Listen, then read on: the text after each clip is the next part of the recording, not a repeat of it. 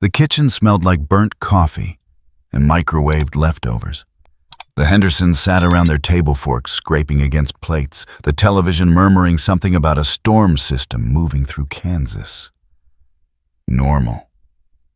Tuesday night, normal. Then the sound stopped, not faded, not muted. Just gone like someone had yanked the volume knob off the world. The TV kept flickering mouths, moving in silence. Rain still hit the windows, but Sarah Henderson couldn't hear it anymore. She looked at her husband across the table. His lips were moving.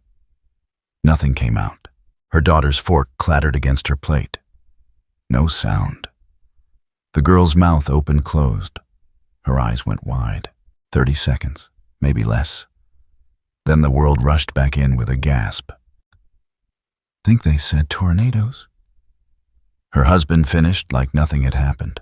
Sarah blinked. Did I what?" She looked at her daughter.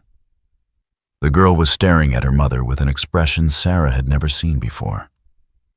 Not fear, confusion, like she'd forgotten something important. "Mom," the girl said slowly, "what's your name?" Dean Winchester leaned against the motel bathroom sink, staring at the crack that ran through the mirror like a lightning strike. The whole place smelled like mildew and old cigarettes, the kind of dive they'd stayed in 1,000 times before. Wallpaper peeling at the corners, beds that creaked if you breathed too hard. The Impala parked outside under a flickering streetlight. He splashed water on his face, grabbed a towel that felt like sandpaper. Sam was at the table when Dean came out, laptop open, 3 empty coffee cups, forming a defensive perimeter around scattered case files. His brother had that look. The one that meant he'd been reading for hours and had come up with exactly nothing useful. "Anything?" Dean asked. Sam didn't look up. 5 incidents in 3 days, all within a 20-mile radius. No sulfur, no EMF spikes, no hex bags, nothing that should be causing this. Dean grabbed a beer from the mini-fridge. Causing what exactly? Memory loss, but not normal memory loss. Sam finally met his eyes. People are forgetting names. Not their own names, other people's names. Like the name just disappears from their head. One woman forgot what her son was called. Not who he was. Just what to call him. Brain thing. No medical cause. Doctors ran every test. MRIs, KT scans, blood work. Nothing. Dean took a long drink. So it's our kind of thing. Should be. Except nothing fits. Sam turned the laptop around, showing a map dotted with red pins. Look at the pattern. Dean squinted at the screen. The pins formed a line. Not scattered like you'd expect from some wandering spirit or demon.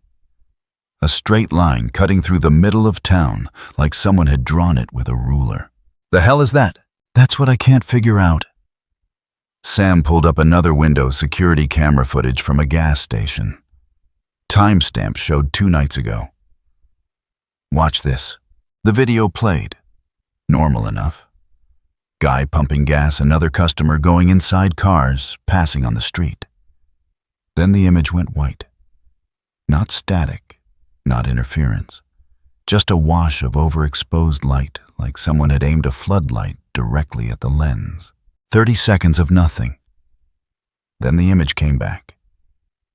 Everything exactly as it was, like no time had passed. "Same time frame," Sam said. 30 seconds. Every incident, same duration. Dean set his beer down.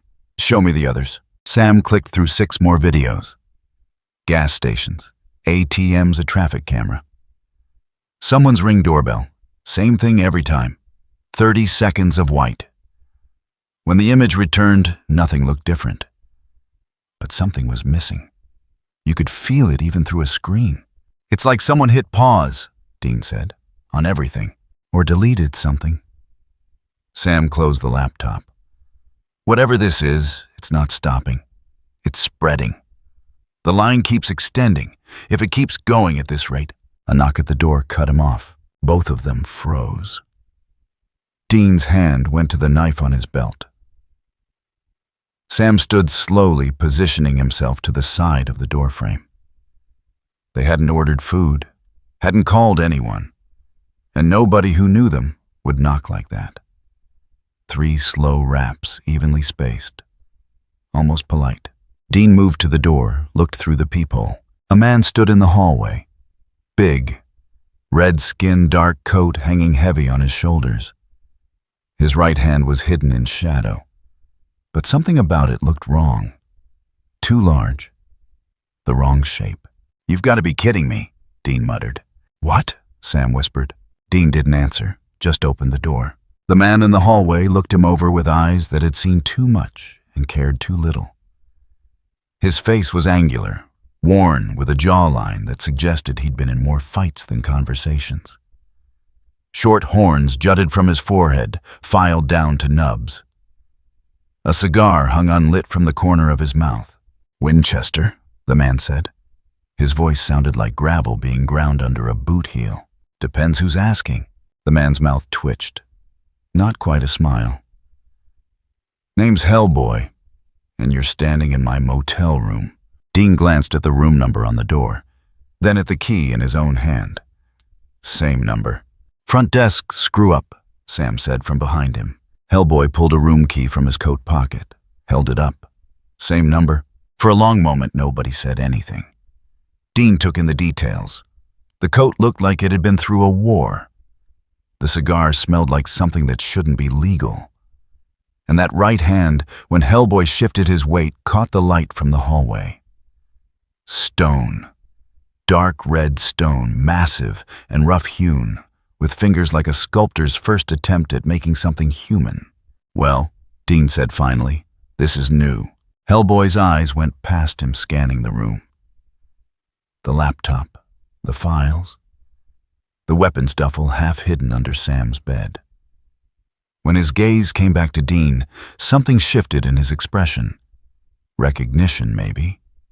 Or just resignation. "You hunters?" he asked. "You could say that. Then we need to talk." Hellboy stepped into the room without waiting for an invitation. He moved like someone who'd stopped asking permission a long time ago. "Because whatever you're hunting, it's about to get a lot worse." Sam closed the laptop. "You know what's causing this?" Hellboy pulled the cigar from his mouth, looked at it like he was considering lighting it, then thought better of it. "Not what? Where?" He gestured toward the map with his stone hand. "That line you're tracking, it's not random. It's a crack, and something's pushing through." "A crack in what? Everything?" Hellboy met Dean's eyes. His expression was flat matter-of-fact, like he was discussing the weather. "You know about the empty?" Sam's face went pale. "The what?" "So that's a no." Hellboy looked around the room again, then walked to the window, pulling the curtain back to check the parking lot. Short version. It's where angels and demons go when they die. A void. Complete nothing. And someone just poked a hole in it. Dean grabbed his beer, realized his hand was shaking slightly, set it back down. Angels and demons dying doesn't usually matter, yeah. Hellboy let the curtain fall. Except when the empty decides it wants that silence back. And it's not picky about how it gets it. The lights in the room flickered once. Outside, a car alarm went off, then cut silent mid-wail. "There," Hellboy said. "Feel that?" Dean had felt it. Like the air pressure had changed. Like standing too close to a vacuum. "That's what happens when the cracks spread," Hellboy continued. "Things start disappearing. Not dying. Just stopping, like they were never there. Never." Sam sat down slowly. "The memory loss. First sign, names go first, then faces, then the fact that there was ever anything to remember." Hellboy finally put the cigar away. "Give it a few more days, this whole town becomes a blank spot on the map. And the crack keeps spreading." Dean looked at his brother, then back at Hellboy. "So how do we stop it?" "That's complicated."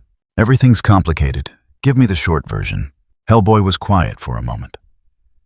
When he spoke again, his voice had dropped even lower. "The crack has an anchor point. An old church about 15 miles from here. Something there is holding the gap open. You close the anchor, you might slow it down. Might. Best I can do. Hellboy moved toward the door. Your call. Come with me and maybe buy some time, or stay here and watch everything you know get erased in about 48 hours. Wait, Sam said. Who are you really? Hellboy paused in the doorway. The hallway light cast his shadow long across the cheap carpet. For the first time, his expression changed. Something almost like amusement. Someone who's very tired of apocalypses, he said. But they keep showing up anyway. He left the door open when he walked out. Dean could hear his footsteps in the hallway, heavy and unhurried. Going back to his room, or his truck, or wherever the hell someone like that went when they weren't explaining the end of the world to a couple of hunters in a budget motel. Sam was already pulling up files on his laptop again. Dean, if what he said is true, big if. But if it is, we don't have the tools for this. The empty isn't something you salt and burn. It's not something you exercise. Dean grabbed his jacket. Then we improvise, like always. With a guy who has a stone hand and filed down horns. You got a better option. Sam didn't answer. Outside, an engine started. Not the Impala. Something older, rougher. Diesel, maybe? The sound faded into the distance, taking Hellboy with it. Dean looked at the motel room key still in his hand. Same number as before. Front desk hadn't screwed up. The room had just existed in two places at once. Or maybe it had only existed in one place, and they'd all been standing somewhere that wasn't quite there anymore. Pack your stuff, he said. Sam started gathering files. Where are we going? To that church. See if our new friend's telling the truth. Dean zipped his duffel, checked his gun, holstered it. And if he's not, then we're wasting our time. And if he is, Sam looked up. In the cheap motel lighting, his brother looked older. Tired in a way that sleep wouldn't fix. Then we're in way over our heads, Sam said quietly. Dean shouldered his bag, opened the door. The hallway was empty now. The Impala waited outside, solid and real. The only constant thing in a world that was starting to feel like it might not be entirely there anymore. Wouldn't be the first time, Dean said, and headed for the car. The highway unrolled under their headlights, flat and dark and empty. 3 a.m, nothing on the road but them and the broken yellow line that stretched to infinity. Dean kept his eyes forward, hands steady on the wheel. Sam had his phone out, trying to find more information on the church Hellboy had mentioned. Got it, Sam said after a few miles. St. Michael's. Built in 1847, abandoned in the 90s after a fire. No deaths, but the whole west wing was structurally unsound. They just locked it up and left. Convenient. What? Old abandoned church. Structurally unsound. Probably full of demons, or ghosts, or an anchor point for a crack in reality, Sam finished. Yeah, the road curved. Dean took it easy, not pushing the Impala. Saving their strength. Whatever was waiting for them, at that church they'd need to be sharp. His phone rang. Unknown number. Dean ignored it. It rang again. You gonna get that? Sam asked. Dean grabbed the phone, answered without looking at the screen. Yeah, static. Then a voice, distant and distorted, like it was coming through water. Dean Winchester. Not a question, a statement. Who is this? A friend or an enemy? Depends on what you choose to do in the next 24 hours. Dean glanced at Sam, who was watching him carefully. I don't do cryptic. Either tell me who you are or... The church is a trap, the voice said. But you have to go anyway. The line went dead. Dean lowered the phone slowly. That was... Who? I don't know. Sam's expression darkened. What did they say? Dean told him. Sam was quiet for a long moment, then leaned back against the seat staring at the ceiling. This whole thing feels wrong, Sam said. The empty, the cracks, Hellboy showing up out of nowhere with all the answers. Now mystery phone calls warning us about traps. It's too coordinated. Yeah, so why are we still going? Dean didn't have a good answer for that. Or maybe he did, and it was too depressing to say out loud. They were going because they always went. Because that's what they did. Drive toward the danger, hope they could stop it before it stopped someone else. Because if he's telling the truth, Dean said finally, and we don't do anything, a lot of people are going to forget they ever existed. Sam nodded, didn't argue. The highway stretched on. The night pressed close. And somewhere ahead, in an abandoned church that shouldn't have mattered, something was waiting to swallow the world in silence. Dean pushed the gas pedal down a little harder. They'd find out soon enough. The church rose out of the darkness like a broken tooth. St. Michael's, the sign said, though half the letters had fallen away, and the rest hung crooked on rusted chains. The building leaned slightly to the left. Its west wing collapsed into itself. Blackened timbers jutting through gaps in the roof. Fire damage, like Sam had said. But the fire had been decades ago, and the char still looked fresh. Dean killed the engine. The Impala ticked in the sudden quiet cooling metal, contracting in the pre-dawn cold. He could see Hellboy's truck parked at the far end of the lot, an ancient diesel thing that looked like it had been welded together from spare parts and bad decisions. "He beat us here," Sam said. "Or he never left." Dean grabbed his duffel from the back seat, checked his weapons. Salt rounds, holy water, iron blade. The usual kit. Probably useless, but old habits ran deep. "Stay sharp." They crossed the lot on foot. Gravel crunched under their boots loud in the pre-dawn stillness. No birds. Dean noticed that first. Should be birds this time of morning. Crows, at least. But the trees around the church stood silent, branches bare and motionless. The front door hung open. Dean drew his gun, Sam flanking him with a flashlight. They moved through the entrance, carefully sweeping the interior. Broken pews scattered like kindling.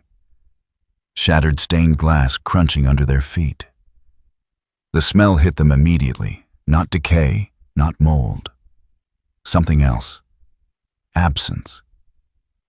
Like the air had been scrubbed clean of everything that made it breathable. "Dean?" Sam's light caught something on the wall. Symbols. Carved deep into the plaster, running in concentric circles around what used to be the altar. Not sigils Dean recognized. Older than Enochian, older than anything in their dad's journal. The lines had been cut with something sharp, and the edges still looked raw, like the wounds hadn't healed. "Someone's been busy," Dean muttered. A footstep echoed from deeper in the church. Both of them spun, weapons raised. Hellboy emerged from the shadows near the collapsed west wing, his massive stone hand hanging at his side like a counterweight. He looked at their guns without concern. "Those won't help," he said. Dean didn't lower his weapon. "What are you doing here?" "Same thing you are. Looking for answers." Hellboy gestured toward the symbols with his human hand. "Find anything useful? You tell us. You're the one who sent us here. I told you about the anchor. Didn't say I had all the answers." Hellboy walked past them to the wall, studying the carvings. "These are binding marks. Old ones. Someone tried to seal something in this place." "Seal what?" "A doorway." Hellboy traced one of the symbols with a scarred finger. "Or the memory of one. Hard to tell when you're dealing with the empty. It doesn't follow normal rules." Sam lowered his flashlight. "You keep talking about the empty like it's a thing. But according to the lore, it's just void. Nothingness. It doesn't want anything because it doesn't exist.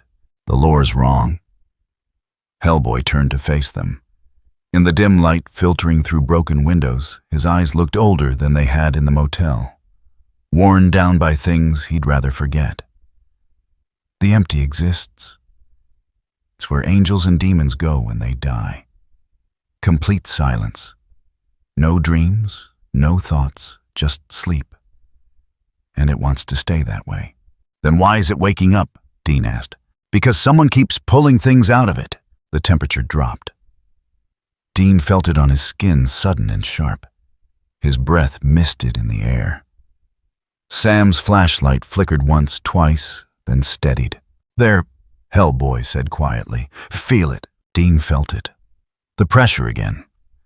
like standing too close to a drop-off, that vertigo pull that said one more step and you'd fall forever. A sound cut through the silence. Not a voice. More like the absence of one. A hole where words should be. The symbols on the wall began to glow faintly, a sickly phosphorescence that reminded Dean of deep-sea creatures. "We need to leave," Hellboy said. No urgency in his voice, just fact. "Not until we—" The light died completely. Dean's flashlight went dark. Sam's too. Even the faint glow from the symbols snuffed out like a candle. Total darkness. The kind that pressed against your eyes until you weren't sure if they were open or closed.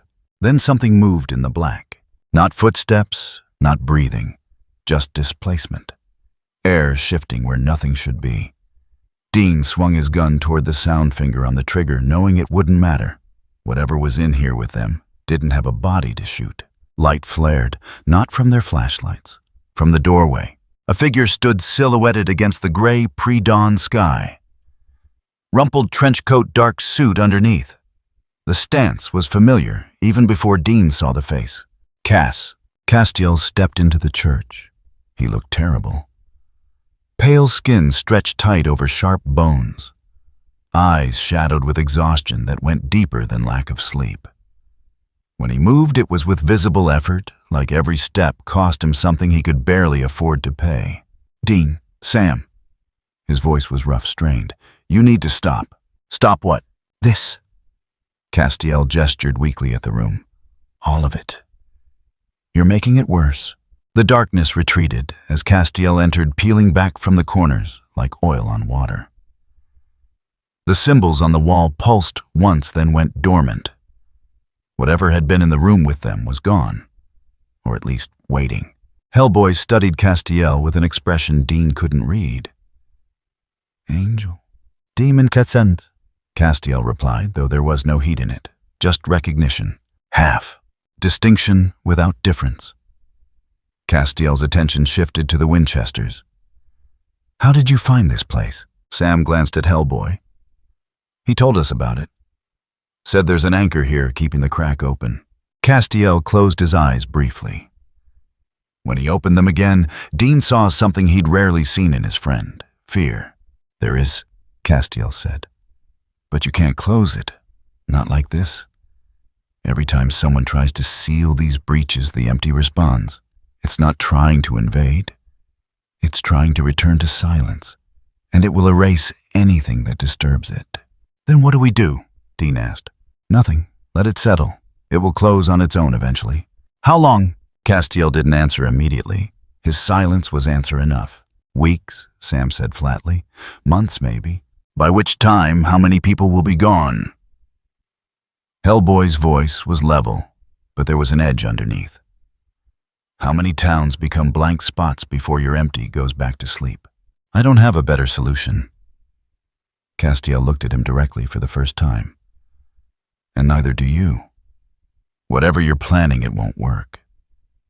The empty isn't something you can fight. It's not evil. It's not even conscious in any way you'd understand.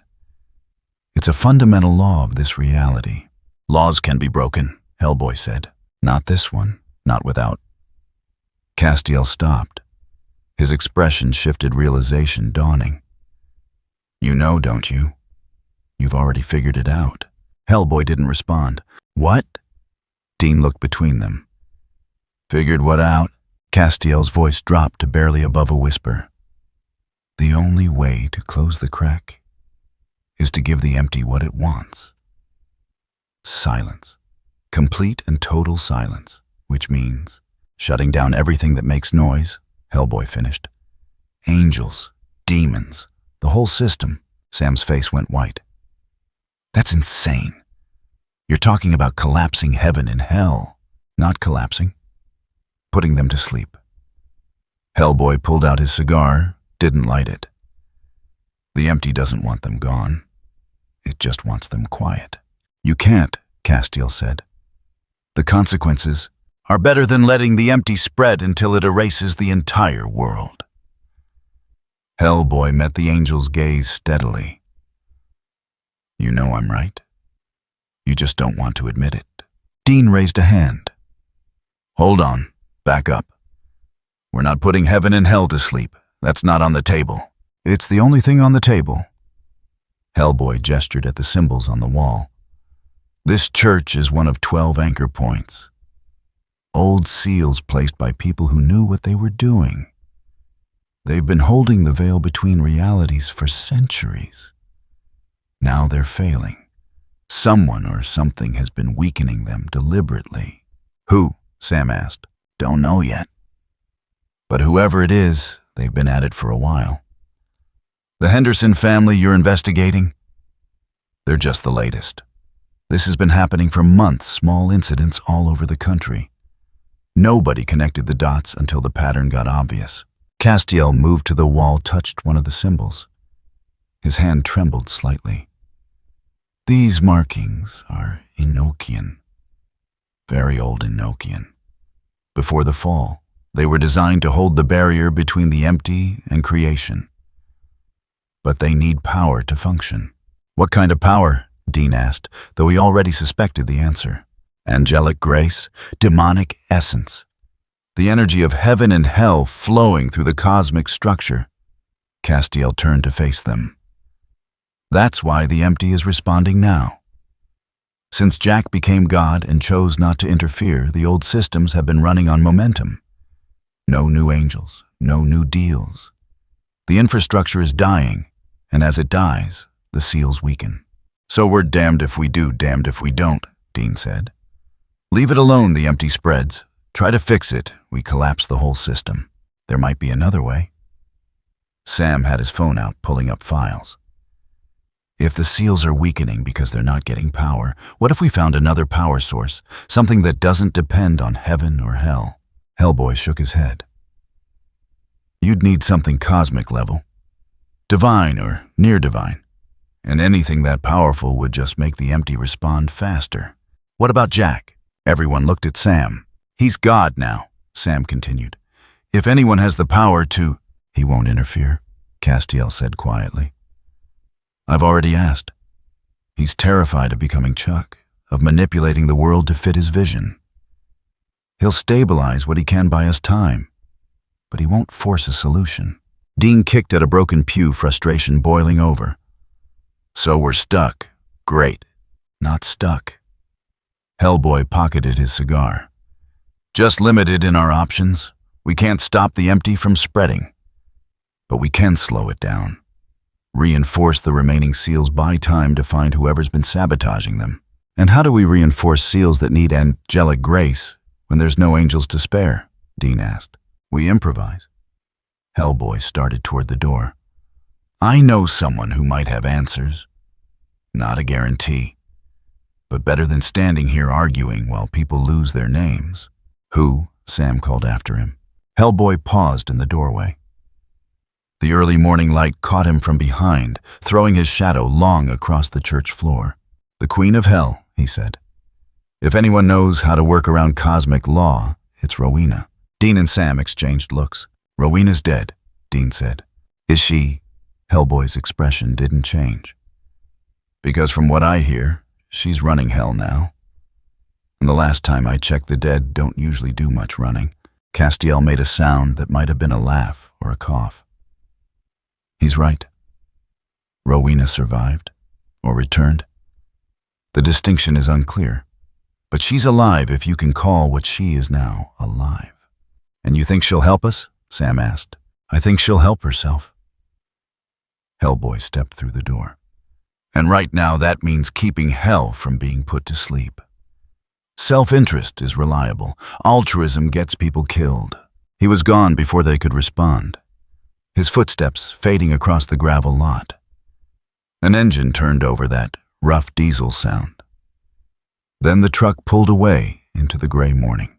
Dean looked at Castiel. Is he right about Rowena? Unfortunately, yes. Castiel sagged against the wall, exhaustion finally showing through. She's been keeping hell stable since she took control. It's not pleasant work, but she's effective. And she has access to knowledge most of us would rather didn't exist. Knowledge about what? Binding rituals, ways to channel power without angelic grace or demonic deals. Old magic from before the distinction between heaven and hell mattered. Castiel pushed himself upright with visible effort. If anyone can find a way to reinforce these seals without triggering the empty, it's her. Sam was quiet for a moment thinking. Then, we need to talk to her. Agreed. Dean headed for the door. Cass, you coming? I can't. The angel's voice was barely audible. I'm stretched too thin as it is. Jack asked me to monitor the other anchor points, keep track of the spread. I have to... He stopped mid-sentence. His eyes widened. Cass. Castiel's hand went to his chest. For a moment he looked like he was listening to something only he could hear. Then his expression went blank. It's happening, he said. What's happening? Another anchor just failed. In Nebraska. The crack is widening. Castiel looked at Dean, and in his friend's eyes, Dean saw the weight of impossible choices. You have 3 days, maybe 4.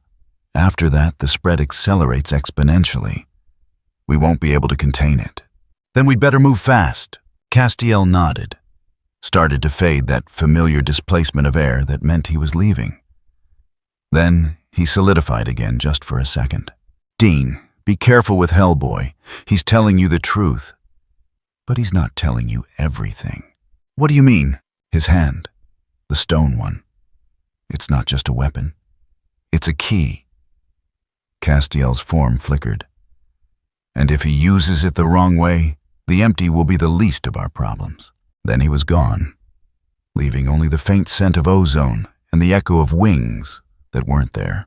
Dean and Sam stood in the empty church surrounded by failed seals and the memory of darkness that had nearly swallowed them whole. 3 days, Sam said. Then we'd better find Rowena fast. Dean started for the Impala. And figure out what the hell Cass meant about that hand. Behind them, the symbols on the wall pulsed once. Faint. Almost imperceptible. Like a heartbeat winding down. The bar smelled like stale beer and regret. Not the kind of place you'd expect to summon the ruler of hell. But Rowena had never been conventional. Sam chalked the last symbol on the grimy floor while Dean kept watch by the door. 2 in the afternoon. The place technically closed, but the owner hadn't asked questions when Dean slipped him $200 and told him they needed privacy. This is a terrible idea, Sam said, not for the first time. Dean checked his gun. Got a better one? Ask Jack for help. Go back to researching. Literally anything that doesn't involve making deals with Rowena. Cass said Jack won't interfere, and we're out of time. Dean holstered the weapon. Besides, we're not making a deal. We're just asking questions. That's what they all say. Sam finished the circle, stood back to examine his work. The sigil was old, pulled from a grimoire their father had hidden in the Impala's trunk. Summoning spells specific to Hell's current management. He triple-checked the Latin, made sure every line connected properly. One mistake and they'd either get nothing or something a lot worse than Rowena. Ready, he asked. Dean nodded. Sam spoke the incantation. The words felt heavy on his tongue, older than English, older than the languages that came before. The air in the bar shifted. Temperature dropped. The bottles behind the bar rattled in their racks. Nothing happened. Sam frowned, checked the circle again. Everything looked right. He started to repeat the incantation. Oh, for heaven's sake. Rowena's voice came from the direction of the pool table. Must you always be so dramatic? She stood in the shadows near the back wall, arms crossed, looking thoroughly unimpressed. Same red hair, same sharp features. But something had changed. Her eyes held a weight they hadn't before. Authority, the kind that came from actually wielding power instead of just claiming it. The summoning, Sam started, doesn't work on me anymore, dear. Rowena walked forward, heels clicking on the wooden floor. I'm not some demon you can yank around with sigils. I'm the Queen of Hell. I come when I choose to come. Then why are you here? Dean asked. Because Hellboy asked nicely. Well, not nicely, but he asked. She examined the bar with obvious distaste. Could you not have chosen somewhere with better ambiance? I do have standards. Where is he? Outside, waiting. He thought it best if we spoke privately first. Rowena pulled out a chair, sat down like she owned the place. So, you want to know about the anchors? The empty? How to stop the spread without collapsing the entire cosmic infrastructure? Sam and Dean exchanged glances. How did you? Sam began. No, please. I'm the Queen of Hell. Half the demons still in operation are panicking because they can feel the foundations crumbling. The other half are trying to figure out who to blame. Rowena's expression hardened. I know everything about this situation, including the parts Hellboy hasn't told you yet. Dean pulled out a chair, sat across from her. Then tell us, where's the fun in that? Rowena. She sighed, waved a hand dismissively. Fine. No games. Time is short, consequences are dire. We're all going to die horribly if we don't cooperate. Better, much. The anchors are failing because they're running on empty, literally. Rowena leaned forward, fingers steepled. They need power to function. Angelic grace, demonic essence, the energy that flows through heaven and hell. But since Jack took over and decided to be hands-off, that flow has slowed to a trickle. The system is dying from neglect. We know that part, Sam said. Cass explained it. What we need is a solution. There isn't one. Not a clean one. Rowena's voice went flat. You can't reinforce the seals without massive amounts of power. And the only sources strong enough would trigger the empty's response. It's a paradox. The cure kills the patient. There has to be another way. There is, but you won't like it. Dean leaned back into his chair. Let's hear it anyway. Rowena was quiet for a moment. When she spoke again, her voice had lost its usual edge. Just facts laid out cold. There's an anchor point stronger than the others. A nexus where multiple seals converge. It's in the basement of this very church you've been investigating. If you could channel enough power through that nexus, you could stabilize the entire network for a while. How long is a while? Sam asked. Months, maybe a year. Long enough to find whoever's been sabotaging the seals and stop them permanently. And the power source, Rowena looked directly at Dean. Hellboy's hand. The right hand of doom. It's not just stone. It's a key to dimensional locks, including the barrier between the empty and everything else. But it's a valve, not a bomb. He controls how much opens, how much closes. Sam felt his stomach drop. That's what Cass was warning us about. Your angel friend is smarter than he looks. Rowena stood paced to the window. The hand can stabilize the anchors. But using it that way is dangerous. It's like using a sledgehammer for surgery. You might close the wound, but you'll definitely cause damage. What kind of damage? Dean asked. The kind where heaven and hell go quiet. Not destroyed, just dormant. Angels stop manifesting. Demons lose their power. The whole system enters a state of suspended animation. That doesn't sound so bad, doesn't it? Rowena turned to face them. No more resurrections. No more divine intervention. No more deals. Every hunter, every person who relies on the cosmic safety net to keep reality functioning, they're on their own, permanently. Sam processed that. So we trade one apocalypse for another. Not an apocalypse, just a different world. Quieter, lonelier, more honest, perhaps. Rowena's smile didn't reach her eyes. The empty gets its silence. Humanity gets to survive. But everything that made you special, all those cosmic connections you've relied on, gone. The door opened. Hellboy stepped in, had to duck slightly to clear the frame. He looked at Rowena, then at the Winchesters. She tell you? He asked. Yeah, Dean said. She told us. Hellboy walked to the bar, found a bottle of whiskey that looked older than the building. poured himself 3 fingers, didn't offer anyone else. And it's insane, Sam said. You're talking about fundamentally changing how reality works. We don't have the right to make that choice. Someone has to. Hellboy drank. The alternative is watching the empty erase everything. Names first, then faces. Then the fact that anyone ever existed at all. At least my way people survive. Without heaven, Dean said quietly. Without hell. Without any chance of what resurrection, divine rescue. Hellboy set the glass down hard enough to crack it. You've been dying and coming back for years. You think that's normal? You think that's sustainable? The system's been broken for a long time. This is just forcing the issue. He's not wrong, Rowena said. Much as I hate to admit it, the cosmic infrastructure has been failing since Chuck left. Jack's trying to hold it together, but he's one being managing a system designed for constant intervention. It was always going to collapse eventually. Sam walked to the window. Outside, traffic moved past on the street. Normal people living normal lives, completely unaware that in 3 days, their entire reality might fundamentally change. Or cease to exist entirely. There has to be another option, he said. There isn't. Hellboy's voice was granite. I've looked. Spent the last month checking every angle, every possibility. This is it. Use the hand to put the system to sleep or let the empty wake up fully and erase everyone. What about Jack? Dean asked.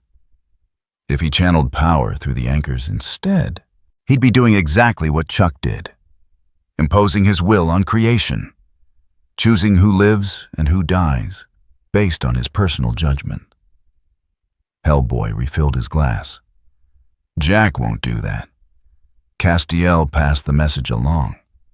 God doesn't exactly hold office hours. But the answer was clear. He's terrified of becoming his predecessor. Rowena moved back to the table, sat down gracefully. Which brings us to the real question. Not whether to do this. That decision's already made. The question is what you want in exchange for helping make it happen. Dean's eyes narrowed. We're not making a deal. Of course you are. You just haven't admitted it yet. She smiled. So I'm going to help you whether you like it or not, but I'll need something from you in return. What? Information. When you perform the ritual, and you will perform it because the alternative is unthinkable, I need to know how it's done. The exact process. Every detail. Rowena's expression went serious. Because dormant is better than erased. Hell going quiet, I can work with that. Hell being unmade by the empty, that's somewhat more permanent. So this is survival, Sam said. Everything I do is survival, dear.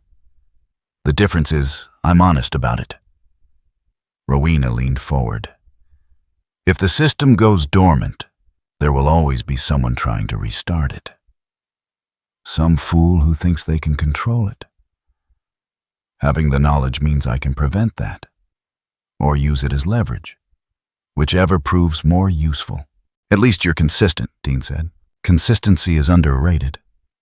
She stood. My self-interest aligns with yours, for now. Dormant beats oblivion. That makes us allies, temporarily. Hellboy drained his glass, set it on the bar. We don't have time for this.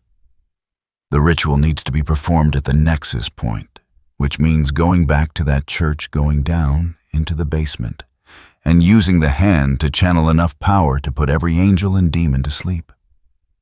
That's the plan. You're either in or you're not. And if we're not, Sam asked, then I do it alone, and you watch the world forget itself. Hellboy headed for the door. Rowena has what we need. Binding materials, ritual components. She'll meet us at the church tonight, midnight. When the barriers are thinnest, he paused in the doorway, looked back at them. One more thing. The ritual requires a sacrifice. Not blood, not life, but something real. Something that matters. His stone hand flexed. The hand will stabilize the anchors, but it won't power the ritual. That takes something else. What? Dean asked, though part of him already knew. Memory. Specifically, the memory of how intervention works. Every mechanism. Every time an angel pulled you out of hell, you'll remember the trauma, but not the rescue. Every demon deal, you'll know you made choices, but not the terms. Every resurrection. Hellboy's stone hand flexed. You won't forget the people. You'll forget the cosmic machinery that kept bringing you back. The room went very quiet. We'd remember cassettes, Sam said slowly, but not him saving us. You'd remember what you felt, not what he did. Hellboy's expression was unreadable. The emotions stay. The details burn away to fuel the seal. Like remembering a dream after you wake up, the shape of it, not the substance. That's not a small price, Dean said, voice tight. It's the only price that matters. Hellboy stepped through the door. You have until midnight to decide. After that, I'm doing this with or without you. The door swung shut behind him. Rowena smoothed her dress. He's dramatic, but he's right. This is the only way. You're okay with this? Sam asked. Losing all your power, becoming just another witch. I'll still have knowledge. That's power enough. She walked to the door, paused. And between you and me, I'm rather tired of hell. The paperwork alone is insufferable. A retirement might not be so terrible. She left without another word, heels clicking down the hallway. Dean and Sam sat in the empty bar, surrounded by the smell of old alcohol and newer desperation. We're actually considering this, Sam said. It wasn't a question. Yeah, giving up every memory of divine intervention, of resurrection, of Cass pulling you out of hell. Dean was quiet for a long moment. Would that be so bad? Forgetting all the times we died, all the deals and bargains and desperate prayers? It's our history. It's our trauma. Dean grabbed his jacket. Maybe it's time to let it go. And if we need those memories later, if something happens and we can't remember how we survived last time, then we figure it out, like normal people. Dean headed for the door. Come on, we've got prep work to do. Sam followed, but slowly. His mind was racing through possibilities, looking for the angle they'd missed. The loophole that would let them save the world without losing themselves. He couldn't find one. Outside, the afternoon sun was already sinking. Night came early this time of year. By midnight, they'd have to make a choice that would change everything, or let the empty make it for them. The church basement smelled like centuries, not decay. Just time compressed and stagnant, like the air hadn't moved since the building was first consecrated. Dean descended the stone steps carefully, flashlight sweeping the narrow passage. Sam followed one hand on the wall for balance. The stairs were uneven, worn smooth by feet that had walked them long before either of them was born. Hellboy was already down there. Dean could see the faint glow of his lighter, illuminating what looked like an altar carved directly into the foundation stone. Not Christian, older. The symbols cut into the rock predated any religion Dean recognized. This is it, Sam asked. Nexus point. Hellboy's voice echoed in the confined space. Where 12 anchor lines meet. If we're going to stabilize the network, it happens here. Dean reached the bottom, swept his light across the room. The basement wasn't large. Maybe 20 feet across, circular, with the altar at the center. The walls were covered in more symbols, layered over each other like archaeological strata. Enochian. Pre-Enochian. Things that might have been languages or might have been pure intention carved into stone. Rowena emerged from the shadows near the far wall. She'd changed clothes. Gone was the fashionable dress. Now she wore something practical. Dark, simple, her hair pulled back. She looked like she was preparing for surgery, not a ritual. You're late, she said. Traffic, Dean replied. Sarcasm, how refreshing. Rowena gestured at the altar. I've prepared what I can. binding circle resonance markers, the sympathetic links to the other anchor points. The rest requires power we don't have yet. Sam moved to examine the circle. Chalk lines formed intricate geometric patterns around the altar, intersecting at precise angles. Mathematical. Whatever this was, it wasn't improvised. "Where's Cass?" he asked. "Monitoring the spread," Hellboy said. "Another anchor failed an hour ago. We're down to 9 functional seals.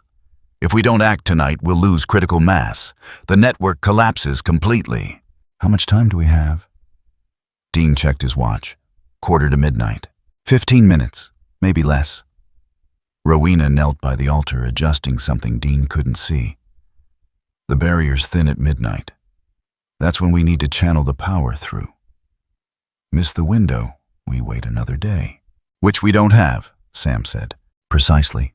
Hellboy moved to the altar, placed his stone hand on the carved surface. The symbols around it began to glow. Faint at first, then brighter. The same sickly phosphorescence Dean had seen upstairs, but concentrated. Focused. "It's responding to the hand," Rowena observed. "Good. That means the connection is viable." "What exactly happens when we do this?" Dean asked. "Walk me through it." Rowena stood, brushed chalk dust from her knees. "The ritual has 3 phases. First, we establish the sympathetic link between this nexus and the other anchors. That's already done. Second, Hellboy channels power through the hand to reinforce the seals. That's the easy part. And the third, the sacrifice. The memory fuel." Her expression was carefully neutral. "Someone has to willingly surrender the memories. Speak them aloud, name them, and let them burn. It's not pleasant." Sam's jaw tightened. "Define not pleasant." "You'll feel it. Like losing pieces of yourself in real time. The memories don't just fade. They're extracted, pulled out like teeth." Rowena's voice softened slightly. "I'm sorry. There's no gentle way to do this." Dean looked at Sam. His brother's face was pale, but set, determined. "We knew the price," Dean said. "Knowing and experiencing are different things." Hellboy removed his hand from the altar. The glow faded. "You can still back out. I'll do the ritual alone, my memories instead of yours." "You have memories of divine intervention?" Sam asked. "Plenty.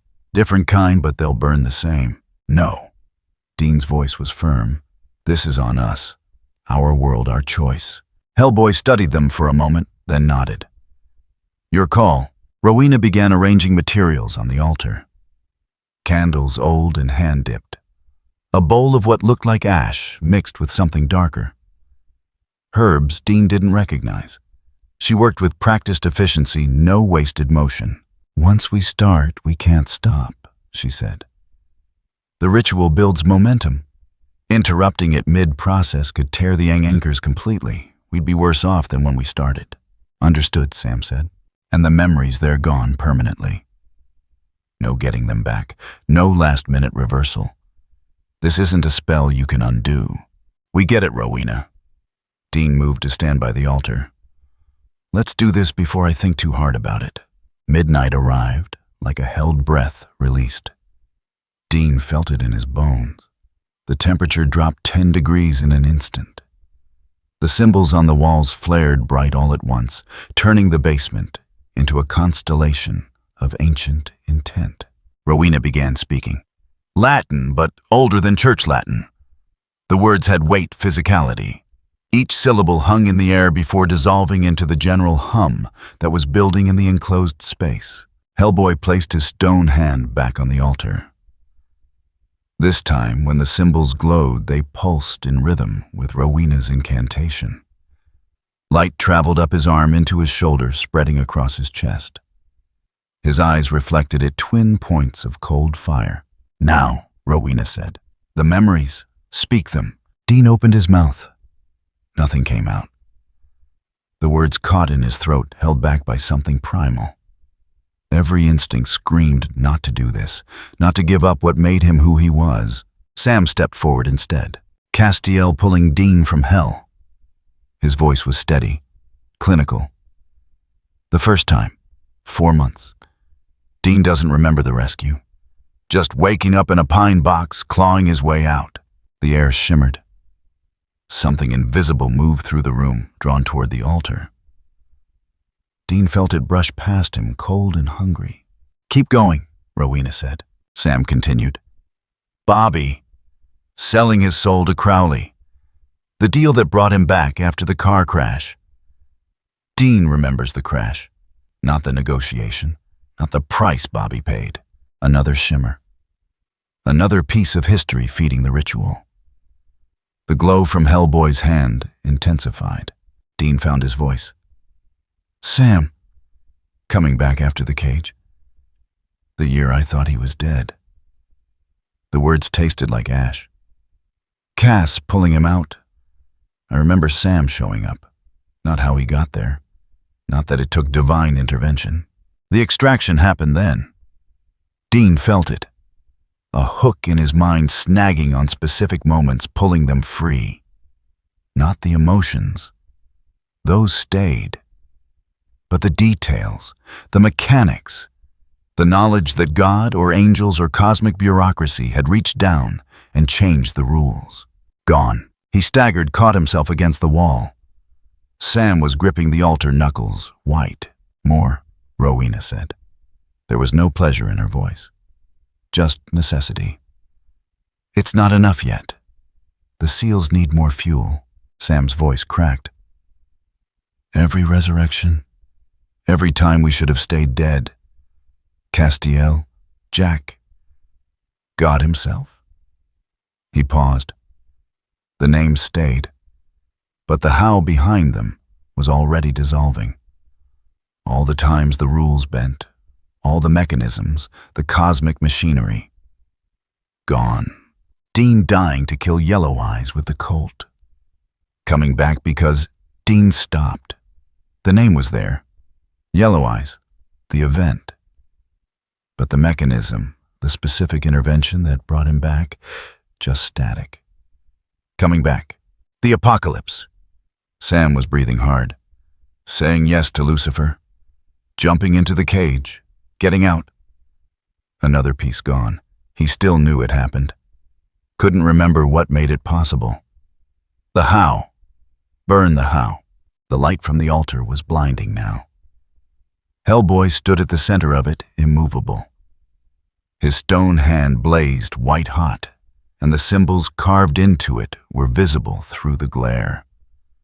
Letters in a language that predated language, a key that opened locks no one was supposed to open. Dean kept talking. His voice sounded distant, like someone else was speaking through him. Every deal with Crowley. The exact terms, the specific wording. Gone. The mark of Cain. How it transferred. How it was removed. Gone. Amara. The darkness. How we stopped her who helped what the price was. Gone. Sam slumped. Dean caught him, held him upright. They kept going. Had to keep going. The ritual wouldn't stop now, even if they wanted it to. Chuck. Sam's voice was barely audible. Everything about Chuck. Every intervention. Every time he changed the story. Every resurrection he authorized. The whole framework of how we fit into his narrative. Burn it. The basement shook. Not an earthquake. Something deeper. Reality adjusting itself, recalibrating around the absence of information. The symbols on the walls cracked lines, splitting the stone, but not breaking through. Hellboy's voice cut through the chaos. Calm, controlled. The anchors are holding. The network is stabilizing. Keep the memories coming. We're almost there. But Dean was running out. He'd named everything he could remember. And the things he couldn't remember anymore. How was he supposed to name those? You couldn't speak what you'd already lost? Rowena stepped into the circle. Drew a knife, cut her palm. Let blood drip onto the altar. My contribution, she said. Every deal I made with demons. Every spell powered by hell's infrastructure. Every resurrection I performed or benefited from. Take it. Her blood hit the stone and ignited. purple flame, cold and hungry. It consumed her offering, greedily, added it to the burning mass of sacrificed knowledge. The light reached critical mass. Everything went silent. No chanting, no breathing, no heartbeat, just absolute stillness, like the world had stopped to watch what came next. Hellboy pressed down. The stone hand sank into the altar, like it was soft clay instead of granite. Power flowed out of him in a wave that made Dean's teeth ache. The symbols on the walls exploded with light, each one firing like a signal flare, shooting beams of energy upward through the church, through the earth, connecting to invisible points across the continent. Dean saw them. All 12 anchors lit up like stars in a constellation. Lines of force connecting them, the network. The framework that held reality separate from the empty. 9 burned steady. 3 flickered like dying bulbs, unstable, barely holding. And in the spaces between he saw the cracks. The places where the barriers had worn thin, where silence was seeping through. The power from the ritual flowed into those cracks, sealed them, not permanently, but enough. The network stabilized. The spread stopped. The empty went quiet. Hellboy removed his hand from the altar. The stone was cracked now, split down the middle. The nexus had taken the damage. The key didn't break. The lock did. But the job was done. The seals were reinforced. The anchors would hold. For now, Dean collapsed against the wall legs, giving out. His head felt hollow, like someone had scooped out part of his brain and left smooth emptiness behind. He knew things had happened. Big things, life-changing things. But the details were gone. Just feelings remained. Relief. Grief. Gratitude toward people whose names he knew, but whose actions he couldn't quite recall. Sam was on his knees, breathing in ragged gasps. Tears streaked his face, but Dean didn't think his brother even realized he was crying. Rowena extinguished the candles with a wave of her hand. The ritual residue dissipated slowly, leaving behind the smell of ozone and burned memories. "It's done," she said quietly. "The network will hold for months, maybe longer if we're lucky." Hellboy sat down hard on the steps. Every part of him looked worn, except the stone hand. That remained unchanged. Perfect. Indestructible. A key that couldn't break no matter how many locks it forced open. "How do you feel?" Rowena asked. Dean tried to answer, couldn't find words.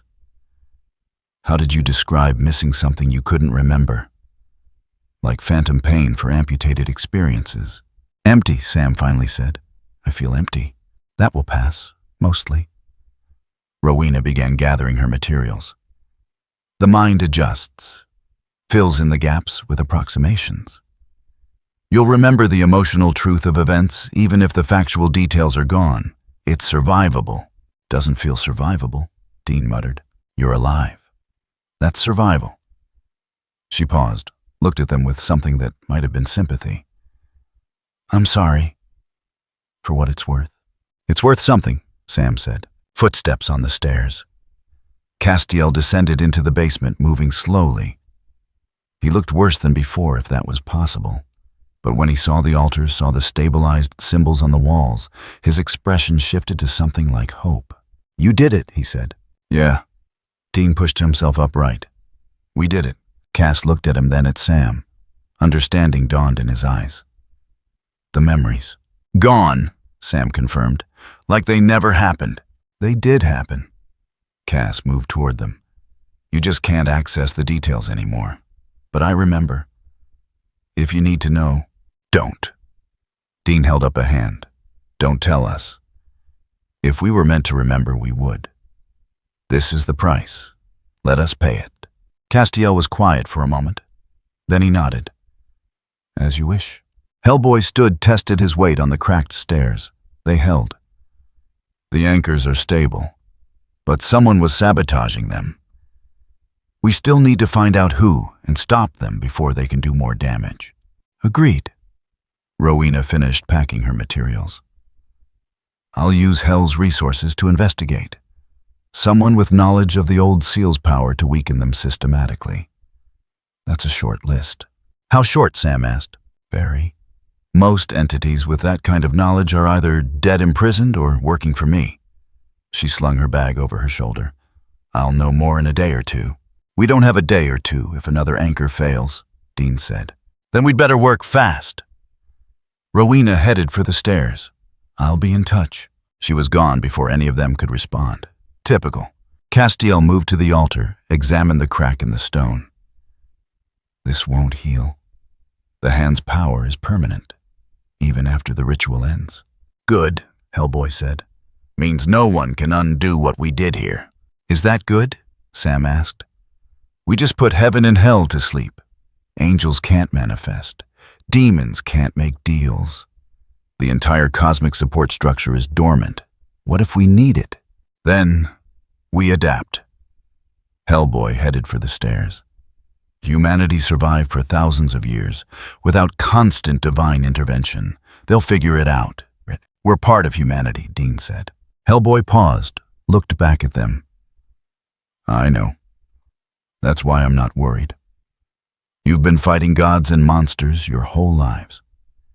You think a little thing like losing cosmic backup is going to stop you. He didn't wait for an answer. Just climbed the stairs and disappeared into the church above. Cass sat down on the steps where Hellboy had been. He's right. You will adapt. You always do. Easy for you to say. Dean rubbed his face. You remember everything. We're walking around with holes in our heads. Not holes. Scars. Cass looked at him directly. And scars are just proof you survived something difficult. Wear them. Sam managed a weak laugh. That's almost inspirational. I try. Cass stood, offered them both a hand up. They took it. Let him pull them to their feet. The three of them climbed out of the basement together.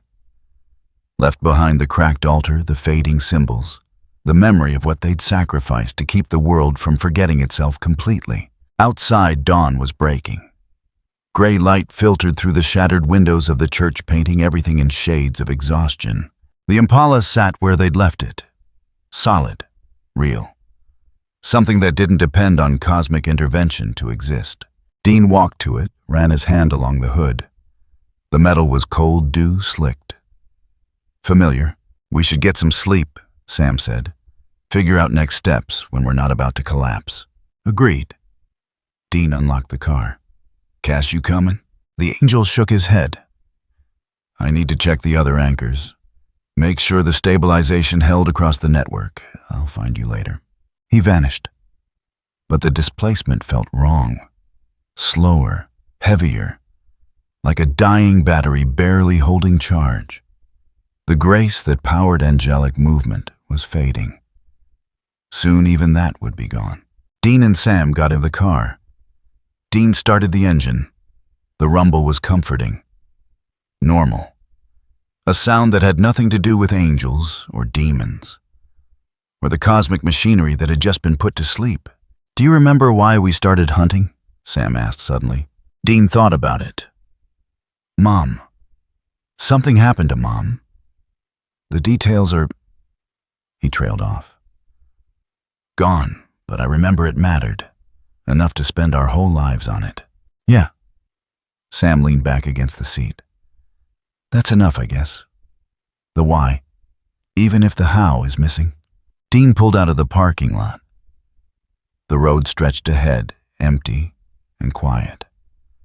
Somewhere out there, someone was still sabotaging the anchors, still trying to tear down the barriers between the empty and creation. But for now, the world was safe. The network was stable, and they'd bought themselves time to find the bastard responsible. He pushed the Impala up to cruising speed, headed for the motel. Sleep, rest, then back to work. Same as it ever was, even if they couldn't quite remember all the times they'd done this before. Hellboy stood at the edge of the forest, watching the tree line for movement. 3 days since the ritual. 3 days since they'd put the cosmic machinery to sleep. And now something else was waking up. The trees were wrong. Not dead, not rotting, just silent in a way that made his skin crawl. No birds, no insects, no wind rustling through branches. The forest held its breath, waiting for something that had already arrived. He lit his cigar. The flame was bright against the gray afternoon light. Smoke curled up, dissipated into air that felt too still. Behind him, the Impala pulled up. Doors slammed. Winchester boots on gravel. "You called," Dean said. "What are we looking at?" Hellboy gestured toward the trees with his stone hand. Something came through. Not the empty. Something older. Using the cracks we couldn't seal. Sam had a notebook out already. Older than what? Than the empty, than heaven and hell, than the framework we just put to sleep. Hellboy took a drag from the cigar. "You know the Ogdru Jihad." Both brothers shook their heads. Primordial chaos. 7 dragons sleeping at the edge of creation. They're not supposed to wake up. Ever. He exhaled smoke. Older than heaven and hell, older than rules, not older than the empty different. Chaos, not silence. "And you think that's what this is?"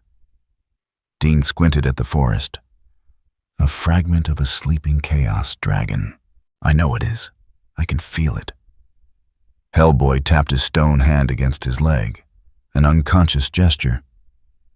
This hand was made to break their seals, which means it resonates when they're nearby. Like a tuning fork. Sam looked up from his notes. "So when you use the hand to stabilize the anchors, I also created a beacon, yeah." Hellboy ground the cigar under his boot. "Didn't have much choice, but now we deal with the consequences." Dean checked his gun.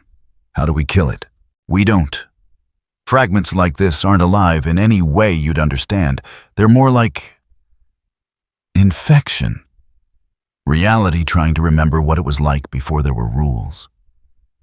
Hellboy started walking toward the tree line. "We contain it.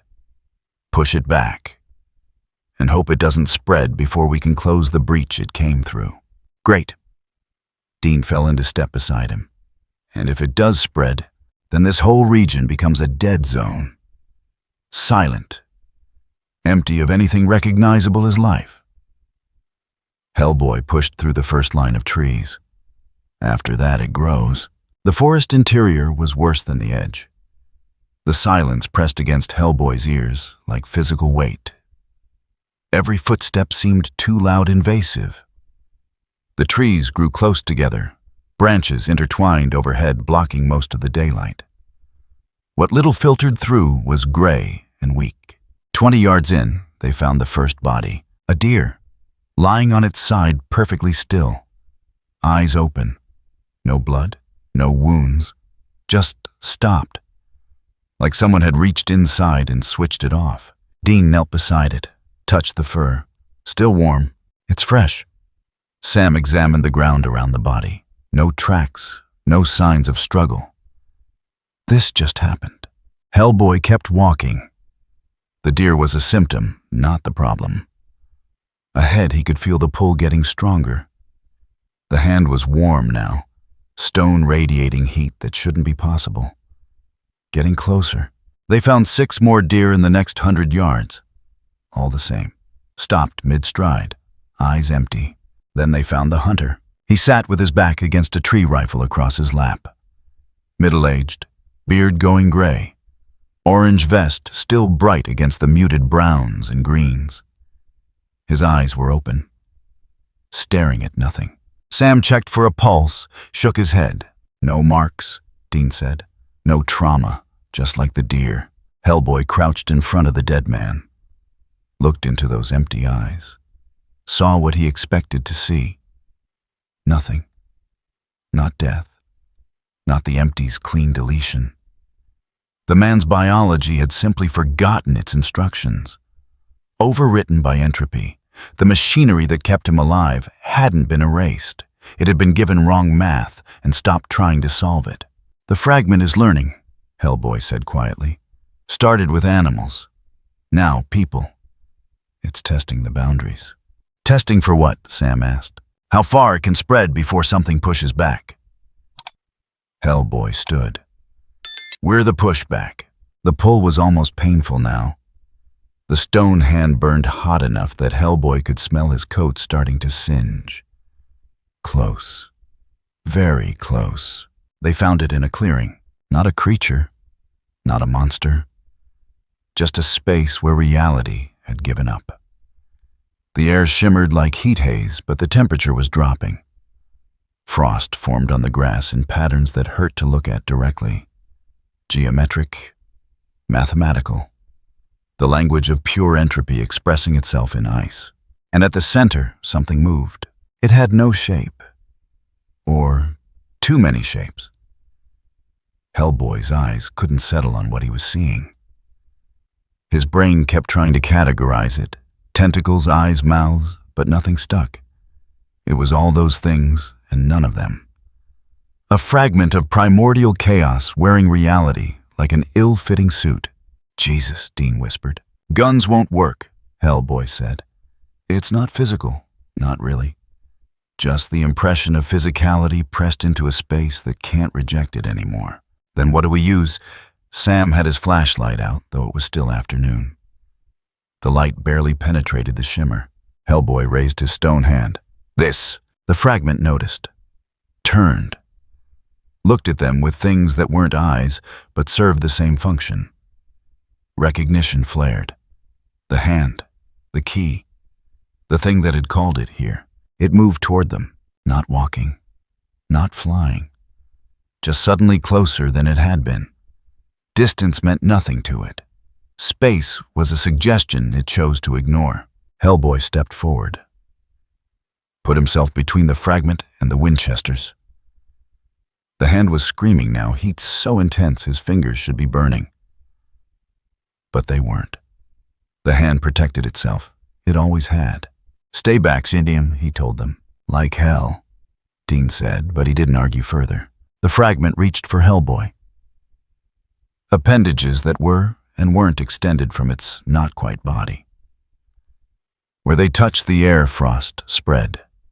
The grass beneath them turned black, withered, not dead, erased. Hellboy swung, the stone hand connected. Not with the fragment itself, with the rule underneath it. The key forced reality to assign the thing a location, a boundary, something that could be hit. The impact sent shockwaves through the clearing. Trees bent. The frost patterns shattered. The fragment recoiled, reorganizing itself into a configuration that suggested pain. It can be hurt, Sam said. It's manifesting enough to be vulnerable. Temporarily, Hellboy advanced. It's still learning the rules, still figuring out how to exist here. That's our window. He hit it again, and again. Each impact pushed the fragment back, compressed it, forced it to obey physics it wasn't designed for. The stone hand left marks. Not wounds. Impressions. Spaces where the fragment couldn't reform, where reality reasserted itself through brute force. The fragment fought back. Something that might have been a limb caught Hellboy across the chest. Sent him flying. He hit a tree hard enough to crack, the trunk dropped to one knee. Felt ribs grinding. But the hand was undamaged. The hand was always undamaged. Dean opened fire. Silver bullets. Holy water rounds. Everything in his arsenal. The shots passed through the fragment harmlessly, but the noise seemed to distress it. It pulled back from the sound, reorganizing around the disturbance.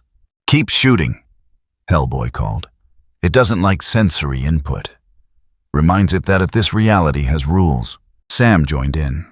Both brothers laying down, covering fire while Hellboy got his feet under him. The fragment was confused now. Torn between advancing and retreating, between maintaining form and dissolving back into pure chaos. Hellboy charged. He closed the distance in 3 strides, brought the stone hand down in an overhead strike that would have shattered concrete. The impact point became an anchor, a fixed location that couldn't be ignored or phased through. The fragment screamed, not sound. But Hellboy felt it anyway. Vibration in his bones, in his teeth. "Now!" he shouted. "While it's locked." Sam already had salt. Poured it in a circle around the impact point. The fragment recoiled from the barrier. Salt was definition, structure. A stamped boundary the chaos couldn't ignore. Dean added holy water, splashed it across the shimmering air. Where it hit, steam rose. Not faith consecration was just another kind of rule. Another line drawn in reality. The fragment fought against both, but fighting meant acknowledging they existed, which meant it was manifesting. Becoming real enough to be trapped. Hellboy pressed the hand deeper. Felt something beneath the chaos. A core. A point of origin where the fragment had first pushed through the damaged barrier. He found it. Gripped it. Pulled. The fragment came apart. Not violently, more like unraveling. Threads of impossible geometry dissolving back into potential. The clearing stabilized. Temperature rose. The frost melted, leaving behind grass that was merely dead instead of erased. Hellboy stood in the center of the salt circle, breathing hard. The stone hand cooled slowly, stopped screaming. Went back to its normal warmth. "Is it gone?" Sam asked. "Back where it came from. Mostly." Hellboy stepped over the salt line. "The breach it used is still open. We need to close it before another fragment finds it." Dean was reloading, hands steady despite what they'd just seen. "How do we close a breach to primordial chaos?" "Carefully." Hellboy walked to where the fragment had first appeared. The air still rippled there. Subtle, easy to miss if you weren't looking, but it was there. A hole punched through reality when the anchors had been weakened. He placed his hand over it. Felt the pull immediately. Not trying to drag him through. Just resonating, recognizing. This hand had been designed to open barriers, which meant it understood how to close them. But closing this one would cost. "Move back," Hellboy said. The Winchesters didn't argue. They'd learned to trust his instincts by now. Hellboy pressed down. The hand sank into the breach like water accepting a stone. He felt resistance. Reality didn't want to seal. The damage had been too severe. The ritual had stabilized the anchors, but it hadn't healed the underlying weakness. These holes would keep opening until someone fixed the root cause. Until someone found whoever was sabotaging the seals and made them stop. He pushed harder. The breach fought back, chaos trying to maintain its foothold. Hellboy ignored it, focused on the key, not the lock. The hand knew what to do. It had always known. The breach sealed, not perfectly. Hellboy could feel the scar, a weak spot that would tear open again given enough pressure. But for now, it held. He pulled his hand back. The stone was darker now, streaked with something that looked like corrosion, but wasn't. Not damage. Marking. The hand had forced a door closed that wanted to stay open, and the effort had left stains. But the key itself remained whole. Functional. Unbroken. "Done," he said. Sam was writing furiously. That breach. Was it one of the 3 failing anchors, the ones flickering during the ritual? No, this was new. Something that formed after we stabilized the network. Hellboy walked back toward the tree line. "We didn't fix the wall, we just patched the loud holes." The pressure found a quieter place to leak.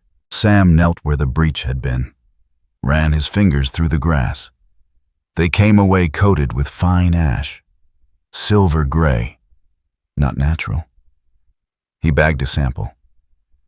"Someone's been here, someone who knew where the weak spot would form. So we're playing whack-a-mole with chaos breaches," Dean said.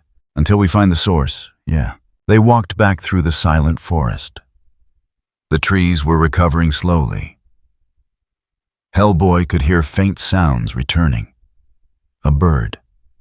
distant, tentative, life testing the waters. The dead deer were still dead. The hunter's body sat against the tree rifle across his lap. Those wouldn't be coming back. What had been unmade stayed unmade. Someone needs to find him, Sam said quietly. Give him a name. Make sure he's remembered. I'll make the call. Dean pulled out his phone. Anonymous tip to the local sheriff. Missing hunter in the woods. They'll find him. They reached the Impala.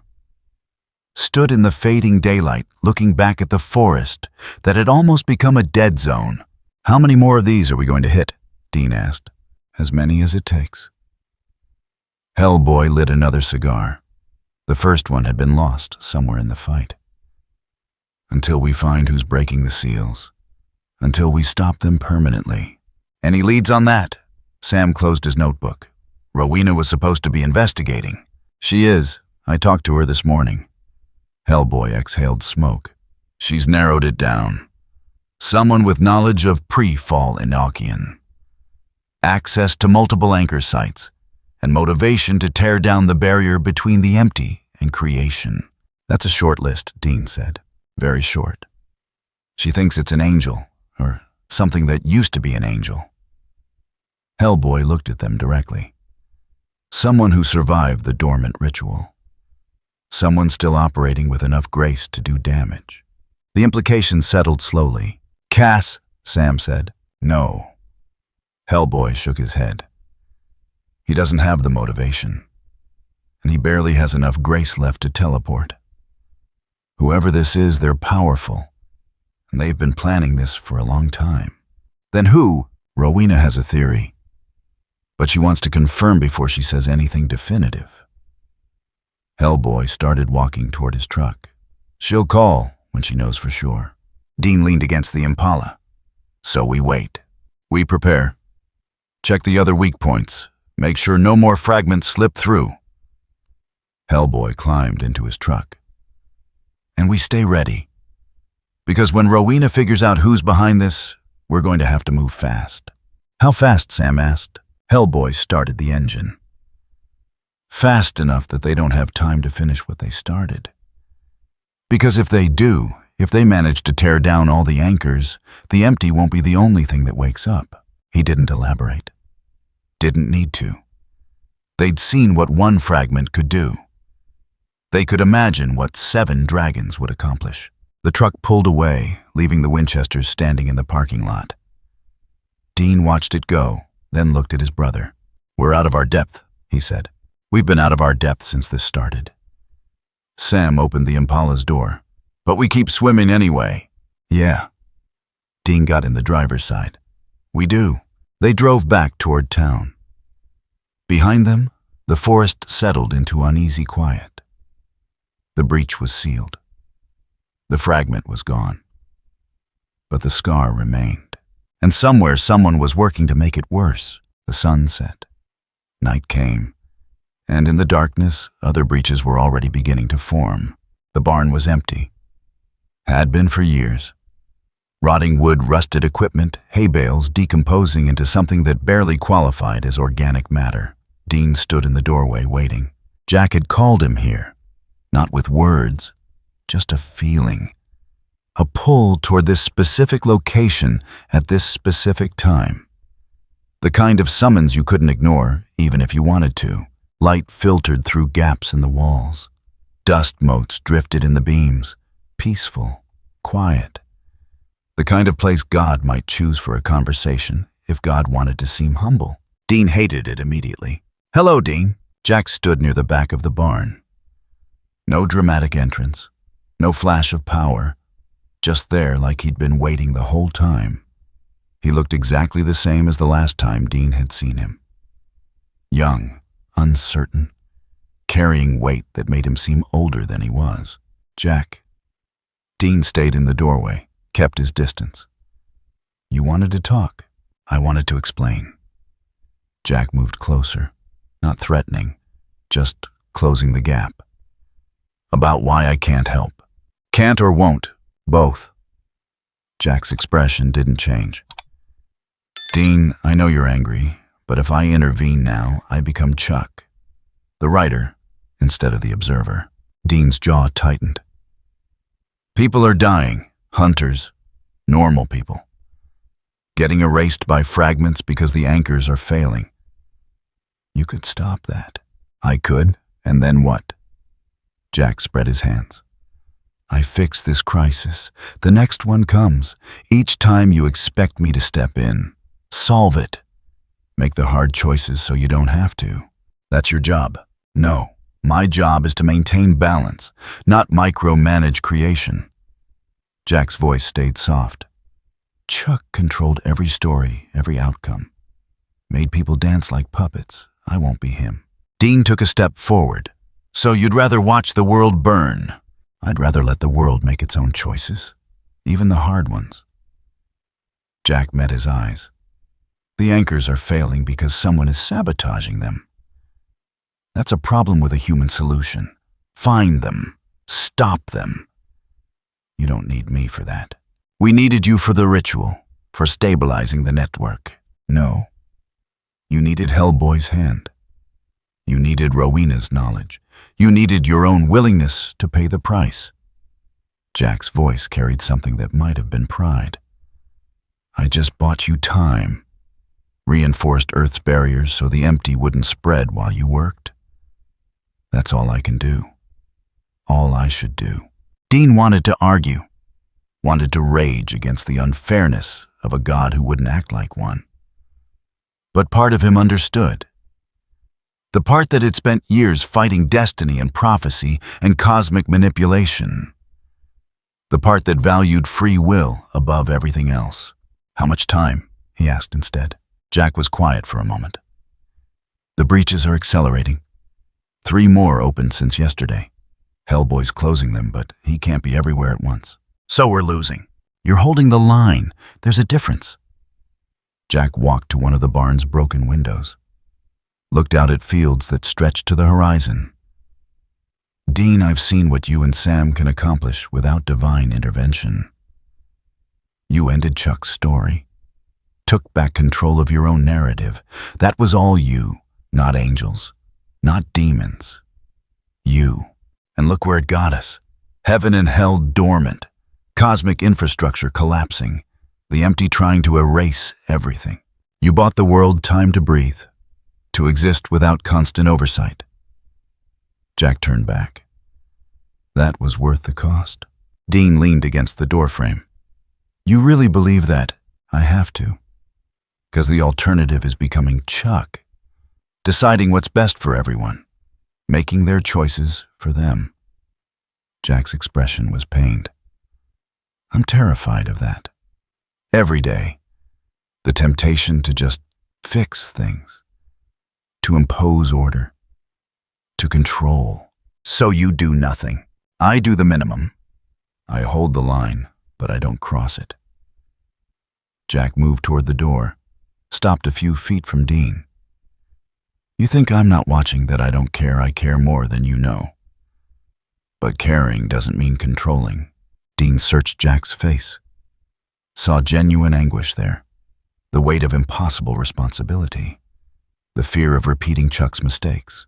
We need a name, Dean said. Whoever's sabotaging the anchors. Rowena's close, but she doesn't have it yet. Can you tell us? Jack shook his head. If I do that, I'm making the choice for you. Pointing you like a weapon. Chuck would have done that. This is different. It's not, and you know it. Jack's voice was barely above a whisper. Dean, I trust you to find them. To stop them. You don't need me to tell you who the enemy is. You need me to stay out of your way so you can handle it yourselves. What if we can't? You will. You always do. Jack stepped past him out into the daylight. I've reinforced the barriers one more time. You have 48 hours before the stress redistributes again. Use them wisely. Dean turned, and after that, Jack looked back. For a moment, the young man's face showed something older, sadder. The expression of someone who'd seen too many endings. After that, I hope you found them. Because I can't keep buying time forever. Eventually, the system will collapse completely. And when it does, he trailed off. Goodbye, Dean. He didn't disappear, just walked away, across the field, toward the tree line, like a normal person leaving a normal conversation. Dean watched him go, felt the pull fade, the summons released. He was free to leave now, free to get back to work. 48 hours. He pulled out his phone, called Sam. "We need Rowena's answer now," he said when Sam picked up. "Whatever she's found. Whoever's behind this, we're out of time." "Dean, what happened?" "Jack happened. He bought us 2 more days. That's all we get." Dean started walking toward where he'd parked the Impala. "After that, the breaches start opening faster than we can close them. We need to find the saboteur and end this. Now. I'll call Rowena." Sam's voice was tight. "Where are you?" "Heading back to the motel." "Pick me up there and bring weapons. All of them." He hung up, climbed into the Impala, sat there for a moment, hands on the wheel, not starting the engine. Jack was right. Dean knew he was right. Letting humanity solve its own problems was the only way to avoid Chuck's tyranny. Free will meant freedom to fail, to struggle, to pay the price for your own choices. But it was a hard truth, made harder by the knowledge that people were dying while God watched from the sidelines. Dean started the engine. The rumble was familiar, comforting, a sound that didn't care about philosophy or divine restraint. Just physics. Combustion, forward motion. He drove back toward the motel, toward whatever answer Rowena had found, toward the confrontation that was coming. 48 hours to save the world without God's help. Same as it ever was. Rowena was waiting when Dean got back to the motel. She sat on the hood of Sam's rental car, legs crossed, looking entirely too comfortable for someone about to deliver bad news. "You look upset," she observed. "Had a chat with Jack." Dean slammed the Impala's door harder than necessary. He's real committed to this whole hands-off thing. Good for him. Commitment is rare in deities. Rowena slid off the hood. "I assume you called because you want answers. I have them. You won't like them." Sam emerged from the motel room duffel bag over his shoulder.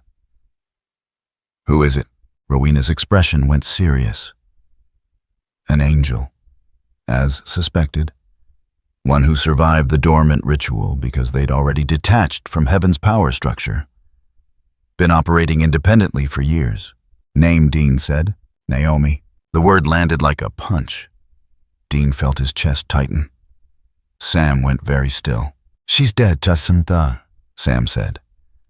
"Metatron killed her years ago. So we thought. Turns out she faked her death. Very convincingly." Rowena pulled out a photograph. Old, grainy, security camera footage from an abandoned building. The figure in the image was female, professional. Cold eyes that Dean recognized even through the poor resolution.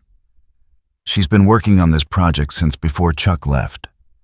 Saw the writing on the wall. Knew the system would collapse eventually. Decided to accelerate the process. Dean took the photo, stared at it. Why? What does she gain? Control. Very specific control. Rowena's voice dropped. When the anchors fail completely, the empty wakes. But so will the Ogdru Jihad. 7 dragons of primordial chaos. They'll tear reality apart, remake it. Unless someone has a key that can bind them, control them. The stone hand. The right hand of doom. She wants Hellboy's hand, Sam said. She wants what it represents. The ability to break and bind the old seals. Control forces older than heaven and hell. Rowena folded her arms. Naomi was always ambitious. This is her end game. Burn down the current order. Rebuild with herself at the center. Dean felt sick. Where is she? Last known location was Nebraska. One of the failing anchor sites. She's been systematically weakening them, creating the conditions for total collapse. Rowena handed him a piece of paper. Coordinates. She'll be there, waiting. She knows you're coming. It's a trap, Sam said, obviously. Rowena walked toward her car. But what choice do you have? Let her finish weakening the anchors, and everything ends. Go after her, and maybe you can stop it. Where's Hellboy? Dean asked. Closing another breach. 3 states away. He won't make it in time. Rowena opened her car door. This one's on you, boys. Try not to die. She drove away before either of them could respond. Dean and Sam stood in the parking lot. 48 hours. An angel who'd faked her death to bring about the apocalypse. And a key she'd do anything to possess. We need to call Hellboy, Sam said. Warn him. He already knows. He has to. Dean headed for the motel room. Started gathering gear. Naomi's been after the hand this whole time. Everything else was just set up. Weakening the anchors, creating chaos. She's been herding us toward this moment. Sam followed him inside. So what do we do? Dean loaded his gun, checked the clip. We go to Nebraska. We find Naomi. And we end this before she can take Hellboy's hand and use it to control 7 chaos dragons. That's a terrible plan. You got a better one? Sam didn't answer. Just started loading his own weapons. Outside, the sun was setting. Night coming fast. And in Nebraska, an angel was waiting to finish what she'd started. Dean looked at his brother. If this goes wrong, it won't. Sam's voice was firm. We've stopped worse. We'll stop this. Dean wanted to believe him. Wanted to believe they could pull this off without divine backup, without the resurrection loopholes they'd lost, without anything except their own skill and determination. But belief was expensive, and they'd already paid so much. He grabbed the car keys. Let's go. They left the motel room. Left behind the temporary safety of 4 walls and a roof.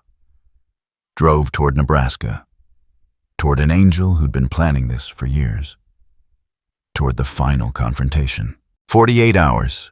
The clock was running. Nebraska looked like the end of the world, even before the apocalypse started. Hellboy stood at the edge of the abandoned industrial complex, watching the building for signs of movement. Rusted metal. Broken windows. Concrete cracking under years of neglect and harsh winters.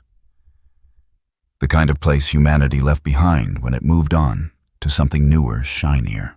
Perfect for an angel who wanted to tear down the cosmic order. The Impala pulled up behind his truck. Doors opened. Winchester boots on gravel. Hellboy didn't turn. She's inside, he said. Dean moved up beside him. Gun drawn. You sure? I can feel it. The hand's been pulling me here since sunrise. Hellboy flexed his stone fingers. She wants it. Thinks she can take it. Use it to control the Ogdru Jihad when they wake. Can she? Sam asked. If she gets it off me, maybe. Hellboy finally looked at them. The hand doesn't come off easy. But nothing's impossible for someone willing to pay the price. Dean checked his clip. Then we don't let her get that far. That's the plan. Hellboy started walking toward the building. Stay behind me. Naomi's been planning this for years. She'll have contingencies, traps, ways to separate us, pick us off. Sounds familiar, Dean muttered. They entered through a loading bay door, hanging half off its hinges. The interior was worse than the outside. Industrial equipment stripped for parts. Graffiti covering the walls. The floor littered with broken glass and things that might have been alive once. Hellboy's boots crunched on the debris, too loud. But stealth wasn't an option anymore. Naomi knew they were here, had been waiting for them. She'll try to negotiate first, Hellboy said. Offer deals. Try to convince you she's right, that burning down the system is the only solution. Is she? Sam's voice was quiet. Hellboy stopped, turned. What? Right. Is she right? Sam met his eyes. The system was broken. You said it yourself. Maybe tearing it down completely is the only way to rebuild something better. Sam, Dean started. I'm not saying I agree. I'm saying we should be ready for the argument. Sam's expression was serious. Because if Naomi makes a good case, We need to know why we're still stopping her. Hellboy studied him. Smart kid, asking the hard questions before the pressure hit. You want to know the difference between what I did and what she's doing? Yeah, I put the system to sleep. Gave it a chance to heal. Gave humanity time to figure out how to live without cosmic oversight. Hellboy pointed toward the interior of the building. She wants to shatter it completely. Wake the Ogdru Jahad and use them as weapons. Control primordial chaos. That's not rebuilding. That's replacing one tyrant with another. Okay, Sam nodded. That's the line. They kept moving. Deeper into the complex. Past offices stripped bare. Past hallways that led nowhere. The building was a maze designed to confuse. But Hellboy's hand pulled him forward, a compass pointing toward its opposite. They found her in what used to be a control room. Naomi stood in the center of a circle carved into the concrete floor. Symbols surrounded her. Enochian, pre-Enochian, things older than language. The same markings Hellboy had seen in the church basement, but inverted, reversed, designed to break instead of bind. Hellboy's hand pulsed. He looked at the symbols more carefully.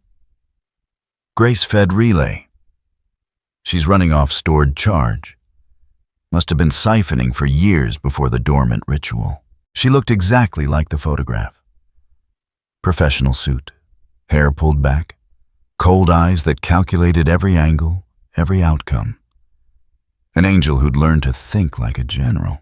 Hellboy? Her voice was calm, pleasant, like greeting an old colleague. Thank you for coming. We have much to discuss. Nothing to discuss.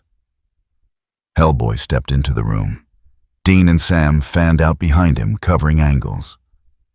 You've been sabotaging the anchors, weakening the barriers, trying to wake the Ogdru Jahad.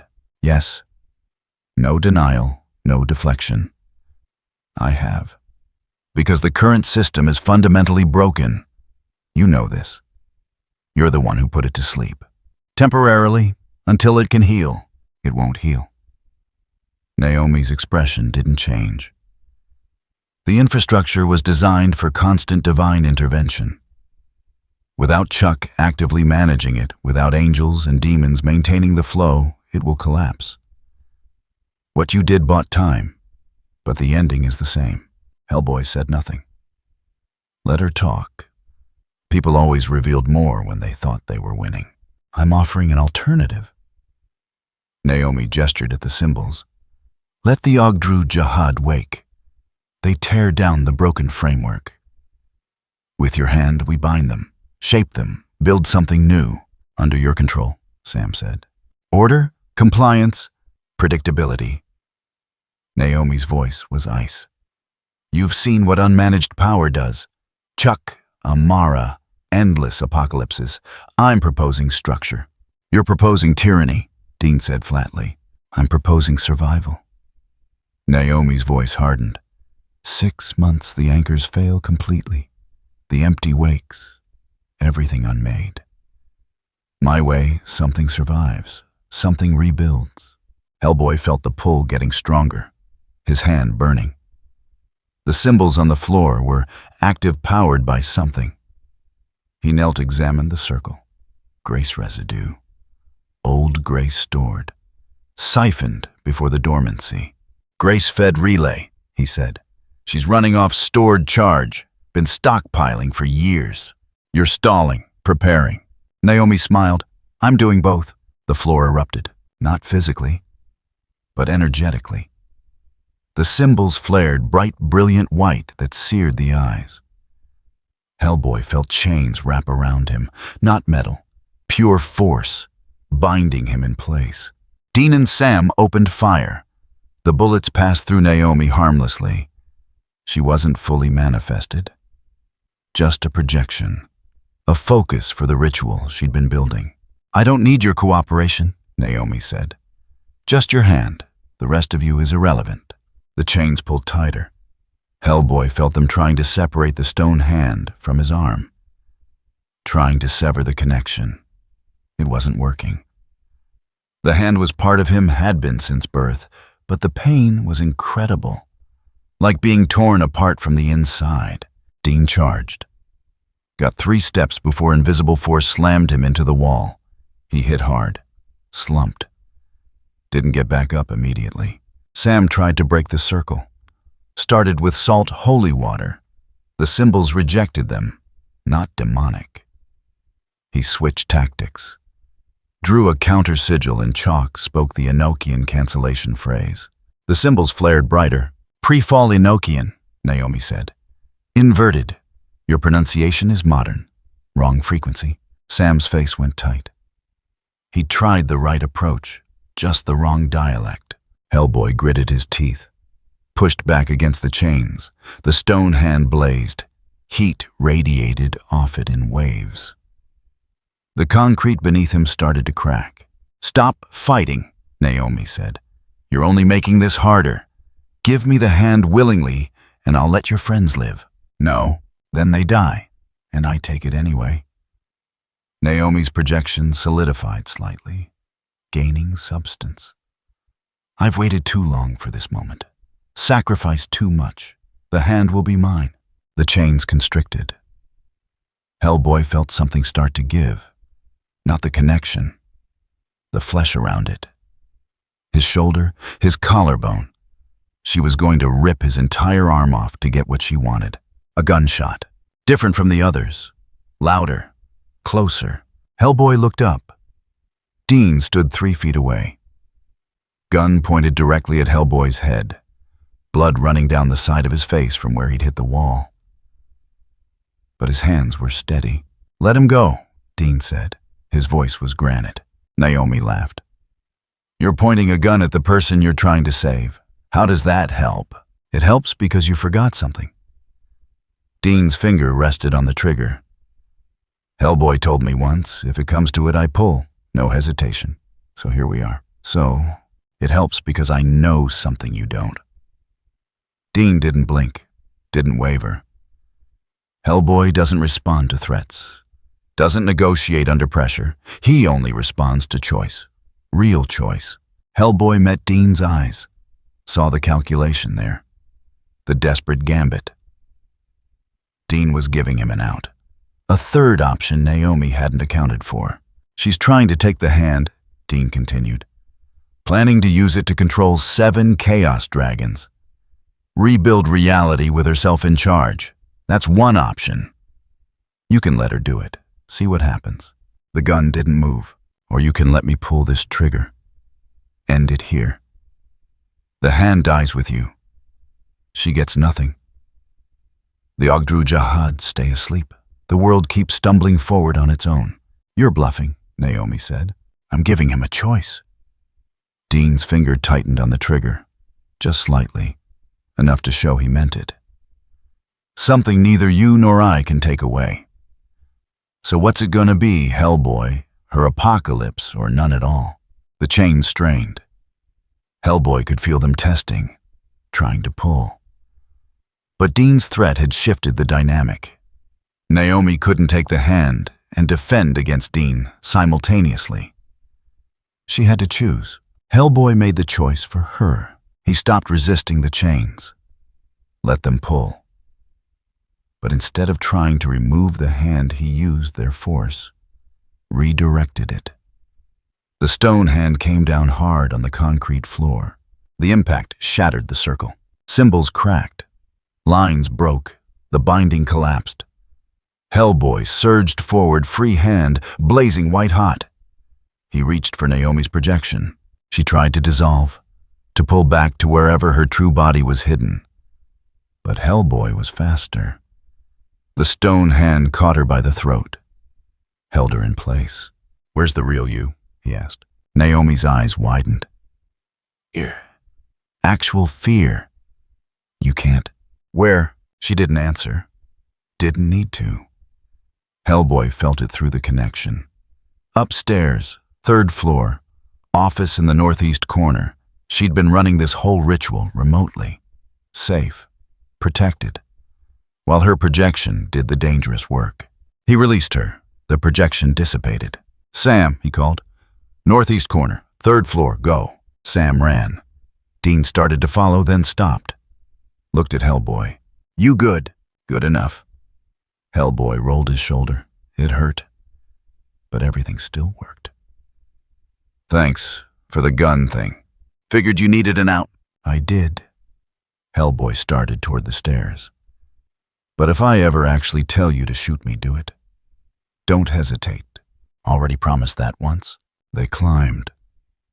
3 flights of rusted stairs that creaked under Hellboy's weight. By the time they reached the 3rd floor, they could hear Sam shouting. The office was small, bare. Just a desk, a chair, and Naomi. The real Naomi, not a projection. She stood by the window, hands raised, bleeding from both palms. Active ritual work, trying to tear open another anchor point manually. Stop! Sam had his gun pointed at her. It's over. It's not. Naomi's form flickered, trying to teleport. Reaching for the old pathways Grace used to travel. Nothing happened.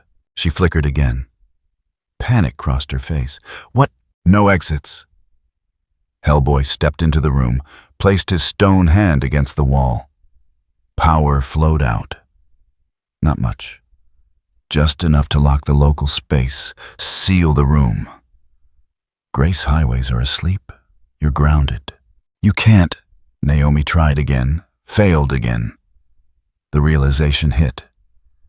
I've come too far, sacrificed too much. You can't. Not anymore. Hellboy moved closer.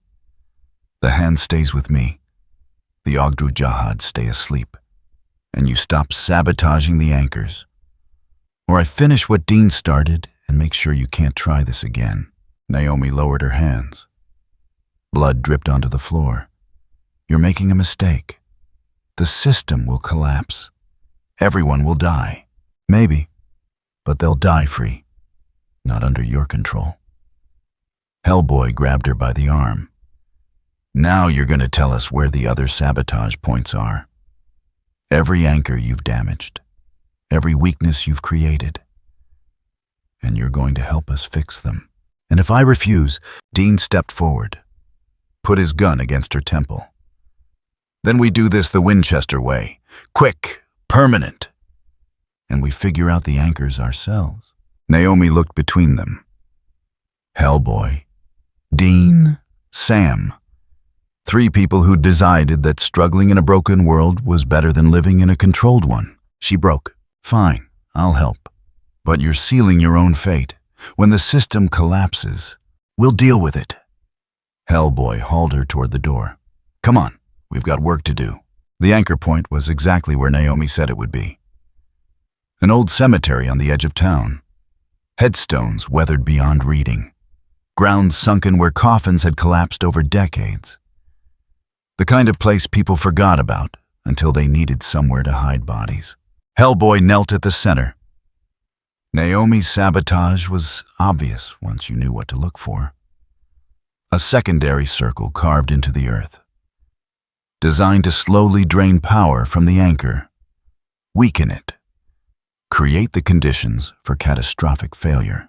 She's been doing this for years, Sam said quietly. Slowly, methodically, building toward total collapse. Smart, say? Dean admitted. Terrible, but smart. Hellboy placed his hand over the drainage circle. Felt the damage. The anchor beneath was still intact. But it was weakened. Fragile. One more shock and it would shatter completely. I can reinforce it, he said. Same way I did with the main nexus, but it'll cost. What kind of cost? Sam asked. Hellboy looked at his stone hand. The streaks from the earlier breach closure were still there. Dark lines running through the red stone. Corruption. Damage. The kind that accumulated over time. The hand can fix the anchor. But every time I use it this way, it takes damage. Eventually, he didn't finish. Didn't need to. Eventually it breaks, Dean said. Eventually I won't be able to use it at all. Hellboy pressed down. Power flowed out. The same searing heat. the same feeling of reality bending around his will. But we're not there yet. The anchor stabilized. The drainage circle cracked, went dormant. One sabotage point neutralized. How many more? Sam asked. Naomi, bound with rope and sigils, sat against a headstone. 4, maybe 5. I didn't keep perfect records. Then we check all 12 anchors. Make sure. Hellboy stood. The stone hand was darker now. More streaks, more signs of wear. It'll take days, but we'll get it done. Dean helped him up. And after that, we hope the system holds long enough for humanity to figure out how to live without it. Hellboy walked toward his truck. Same plan as before, just with less sabotage. They loaded Naomi into the back of the Impala. She didn't resist. Just sat there staring at nothing. An angel who'd bet everything on one play and lost. What do we do with her? Sam asked. Lock her up. Somewhere secure. Hellboy looked at his stone hand. Darker now from the cemetery work. From locking the room upstairs. From every use since the ritual. First, she tells us where every sabotage point is. Every anchor she touched. Then we fix them. Dean leaned against the Impala. How long will that take? Days, maybe a week.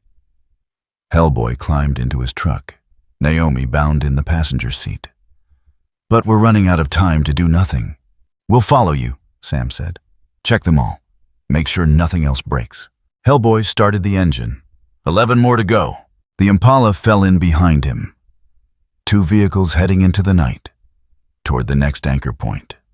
The next sabotage site. The next repair that would cost a little more of the hand each time. Behind them, the cemetery settled back into quiet. One anchor stabilized. But the stone hand was darker now. Streaked. Damaged in ways that might not heal. The price was accumulating, and there were still 11 anchors left to check. The first 3 repairs went fast. Arizona mission, Colorado mine, Oregon coast. Each time the hand blazed. Each time the anchor stabilized. Each time Hellboy pulled back to find more black spreading through the red stone. By day 4, the corruption had consumed half the hand. Montana. Snow fell in heavy sheets. The anchor was in a cave system deep enough that flashlights barely penetrated the dark. Hellboy could feel it before they reached it. The wrongness. The drain Naomi had engineered to slowly kill the seal. He placed his hand on the cave wall. The stone responded immediately. Heat, light, power pouring out to reinforce what had been weakened. But this time it hurt. Not the usual burn. This was deeper, internal. Like the hand was breaking down from the inside, sacrificing parts of itself to fuel the repair. When he finished, half the hand was black. The symbols carved into it, barely visible through the corruption. Hellboy, Sam's voice was tight. Your hand. I know. Hellboy didn't look at it. Didn't want to see. How many left? 7. Dean had the map. Spread across 5 states. Then we keep moving. Outside the cave, Naomi sat in the back of the Impala. Still bound, still silent. Watching Hellboy with eyes that held calculation, not pity. Systems always take their payment, she said quietly. Hellboy slammed the truck door without responding. They drove through 3 more states. Illinois factory, Kansas rail yard, Texas border station. Each repair took longer. Each cost more. By day 6, the hand was almost entirely black. Only small patches of red stone remained. The symbols were gone, consumed by whatever was eating the stone from within. The last anchor. A lighthouse on a rocky coast. The ocean crashed against the rocks below, violent and cold. The kind of place that reminded you nature didn't care about human concerns. Hellboy stood at the base of the lighthouse. The anchor was here, underneath the foundation. The final sabotage point Naomi had created. His hand was almost completely black. No glow, no heat. Just dead weight hanging at the end of his arm. Dean and Sam stood with him, neither speaking, both knowing this was the end of something. If the hand doesn't work, Sam started, then the last anchor stays weak. And we hope it holds long enough for someone smarter to figure out a solution. Hellboy knelt, placed the dying hand on the ground. But we're not there yet. He pushed. Nothing happened. The hand was too far gone, too damaged. No power left to give. Hellboy pushed harder. Felt something deep inside the stone, not the usual reservoir of cosmic energy. Something older. Something that had been there since birth. The core. The fundamental essence of what the hand was. The hand wasn't powered by heaven or hell. It predated them. That was why it could lock doors they'd never understood. He pulled on that core. The hand blazed. Not red, not white. Black. Dark fire that burned cold instead of hot. Power flowed out. Not divine, not cosmic. Raw authority over seals. The hand giving up its own substance to fuel the repair. The anchor stabilized. The hand shattered. Not completely. Not into pieces. But cracks spiderwebbed across the surface. Deep fissures that went all the way through. The stone held together by will alone. Hellboy pulled back. The hand was still attached.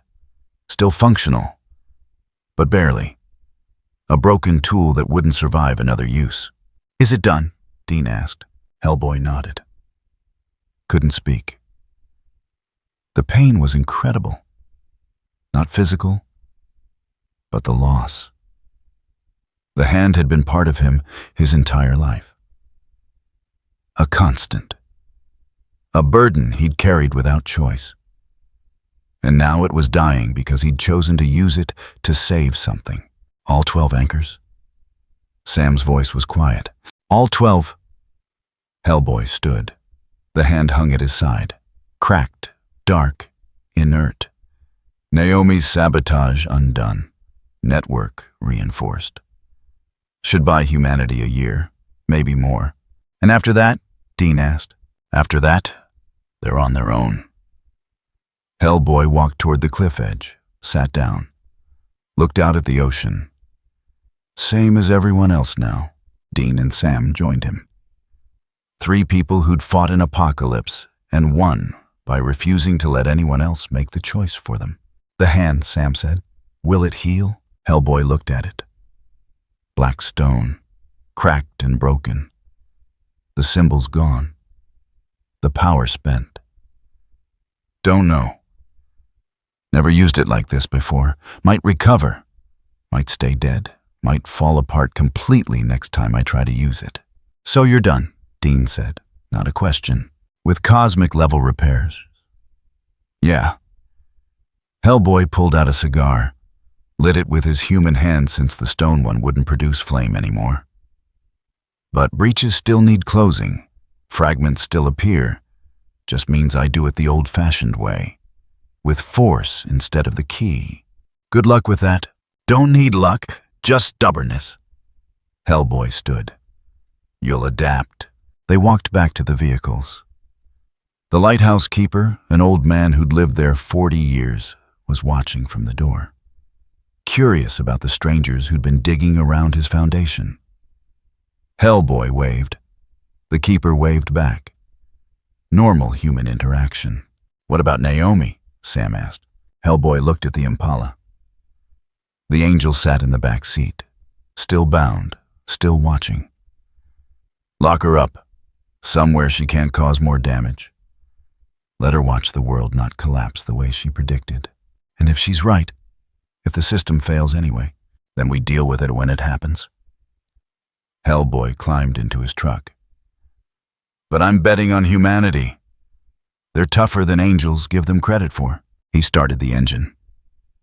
The Impala pulled away, first heading south. Dean raised a hand as they passed. Not quite a wave, just acknowledgement. Hellboy sat there for a moment, looking at the broken hand resting on his lap, a tool that had defined his entire existence, now shattered, used up, sacrificed to keep the world from forgetting itself. No regrets. He drove. 3 weeks later, the silence zone appeared outside Des Moines. Small at first. Just a pocket where sound died. No birds, no traffic noise. Nothing. Hellboy arrived before the zone could expand. Found the breach. A hairline crack in reality, where the empty was trying to seep through. The kind of thing he used to seal with a hand in seconds. Now he had to do it the hard way. He spent 6 hours building a containment circle. Salt, iron, symbols drawn in his own blood. Not for power blood didn't fuel the circle. It anchored it. Gave it permission to exist in the space between realities. When the circle was complete, he stepped inside the breach. The empty recognized him. Tried to pull him in. Tried to unmake him the way it unmade everything else. Hellboy pushed back. Not with a hand. With himself. His presence. His refusal to stop existing just because the universe wanted him to. The breach sealed. Not perfectly. He could feel the scar. A weak spot that would tear open again eventually. But for now, it held. He walked out of the silence zone. Sound returned. Birds, wind. The normal audio landscape of reality. His phone rang. "Dean, we heard about Des Moines," Dean said without preamble. "You okay?" "Fine, breach is closed." "How long did it take?" 6 hours. A pause. "That's a lot slower than before." "Yeah." Hellboy looked at his broken hand. Still black, still cracked, still useless for anything except punching. But it worked. That's what matters. "You need backup." "No, this is my job. You've got your own." Hellboy started walking toward his truck. "How's hunting?" "Harder. No angel cavalry, no last-minute resurrections. But we're managing." Dean's voice carried something that might have been pride. "Turns out, we're pretty good at this when we can't rely on divine intervention." "Told you." "Yeah, you did." A pause. "Hellboy, thanks for what you did. The anchors, the hand, all of it." "Don't thank me. We all paid the price." Hellboy climbed into his truck. "Stay alive, Winchester." "You too." The call ended. Hellboy drove out of Iowa. Toward whatever breach would open next. Toward the next fight. The next choice between apocalypses. The hand rested on the passenger seat. Dead stone. A reminder of what it cost to choose your own fate instead of letting destiny choose for you. Worth it. The world kept turning. Heaven ran on fumes. Angels couldn't manifest on earth anymore. Couldn't intervene, couldn't pull anyone out of anywhere. The machinery was dormant, cooling entropy, winning slowly. Hell's deal network had flatlined, no contracts, no claims. Just demons fighting over scraps of territory that didn't matter anymore. The empty slept. But scars didn't heal. They just stopped bleeding. On Earth, hunters adapted. Learned to work without backup. Without second chances. Death was permanent now. Choices had weight. You lived with your mistakes because nothing was coming to erase them. Hellboy sat in a diner outside Tulsa. Coffee getting cold. Hand resting on the table. Still cracked. Still black. Still useless for anything except existing. A kid walked past. Stopped. Stared at the stone hand. "That's cool," the kid said. "Is it a prosthetic?" "Something like that," Hellboy said. "Does it hurt?" Hellboy looked at this broken stone. Thought about the anchors, the ritual. The choice to use the hand until it shattered. Sometimes, but it was worth it. "Cool." The kid ran off. Hellboy drank his coffee. Paid the bill. Left a bigger tip than necessary because the waitress hadn't stared at him once. Outside the sun was setting. Another day ending. Another night coming. The world kept turning. No cosmic oversight. No divine plan. Just people making choices and living with the consequences. Hellboy climbed into his truck. Drove toward the next breach. The next fight. The next time he'd have to prove that humanity was worth saving, even when nobody was watching. He'd done it before. He'd do it again. Same as it ever was. Different than it used to be. And that was close enough to victory. If you enjoyed this video, don't forget to leave a like and subscribe to the channel. And be sure to turn on notification so you won't miss out future videos. Thank you for watching and we will see you next time.